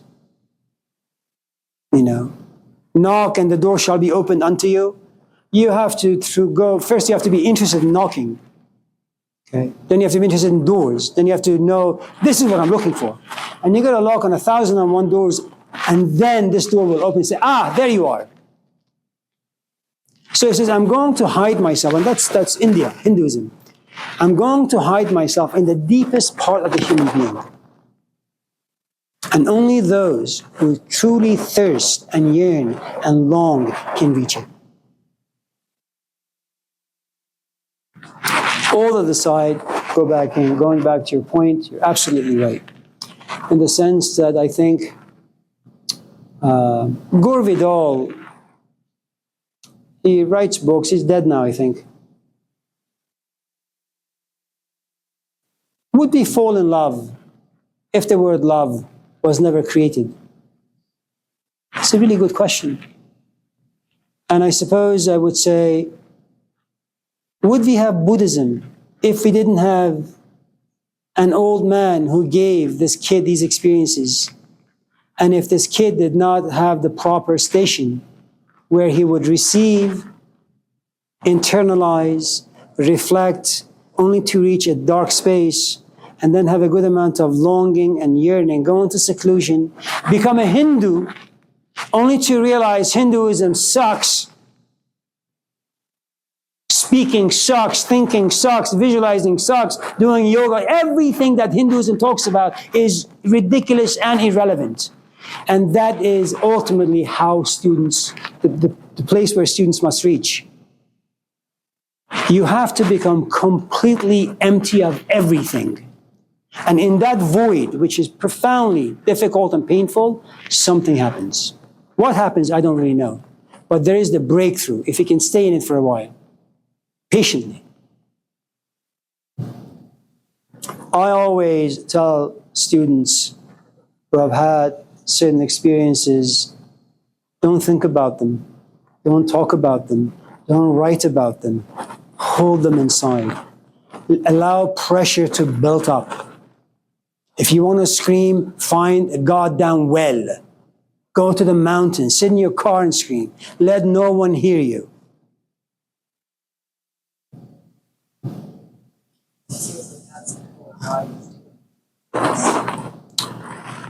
Yeah.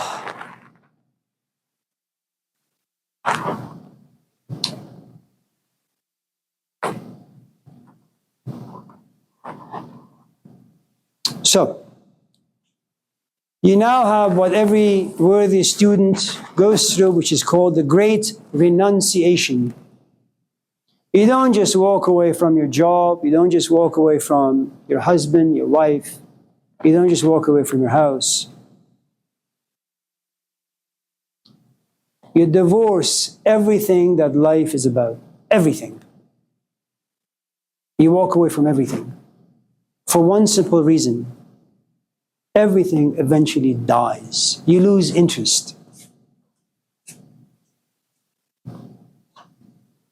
If any of you in this class want to find a way not to lose interest in your life,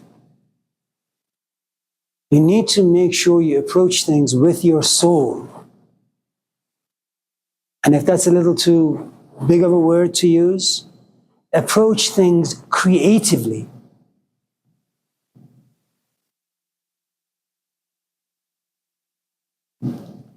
Make sure whatever you touch, you can't contaminate. And the only way you can do that is if the other thing you're approaching has more power than you. If you're more attached to it than it is attached to you.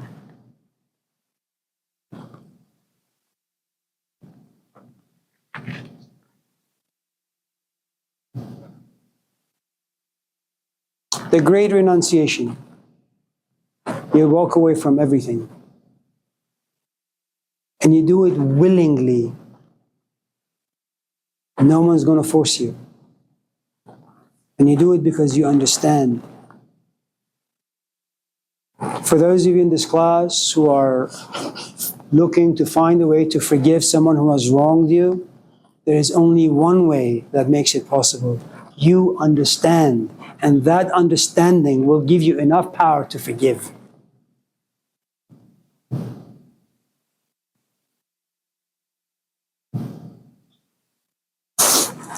Let me just say this and then we'll go home. The movie Wrestler with Mickey Rourke, Mickey.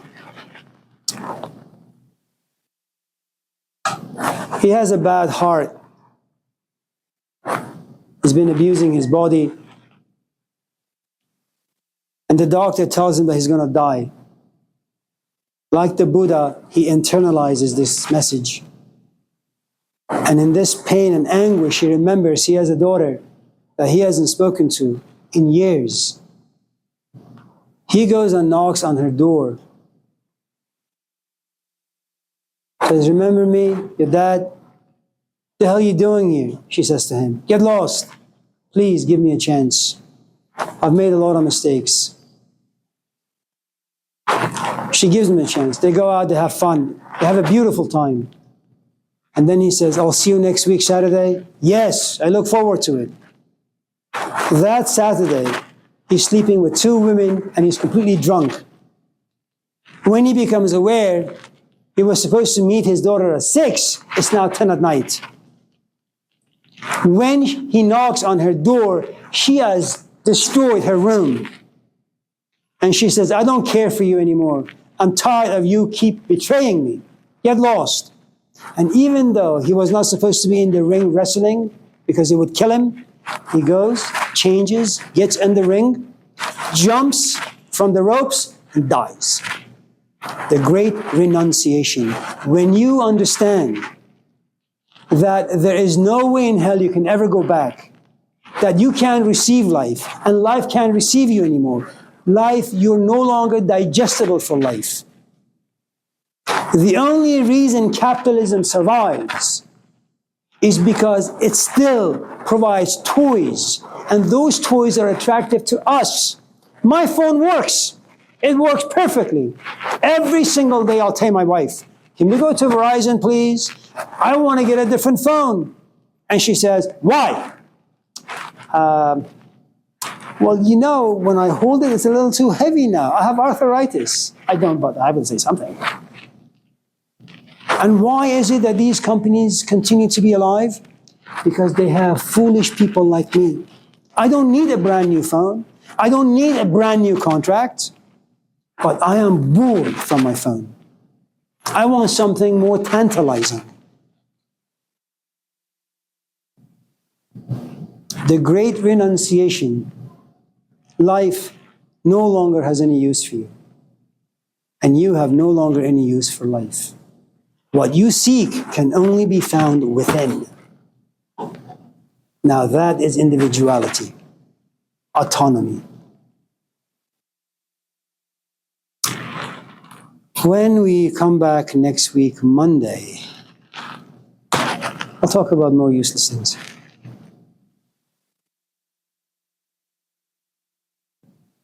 It's good to see you. Take care. Stay in touch.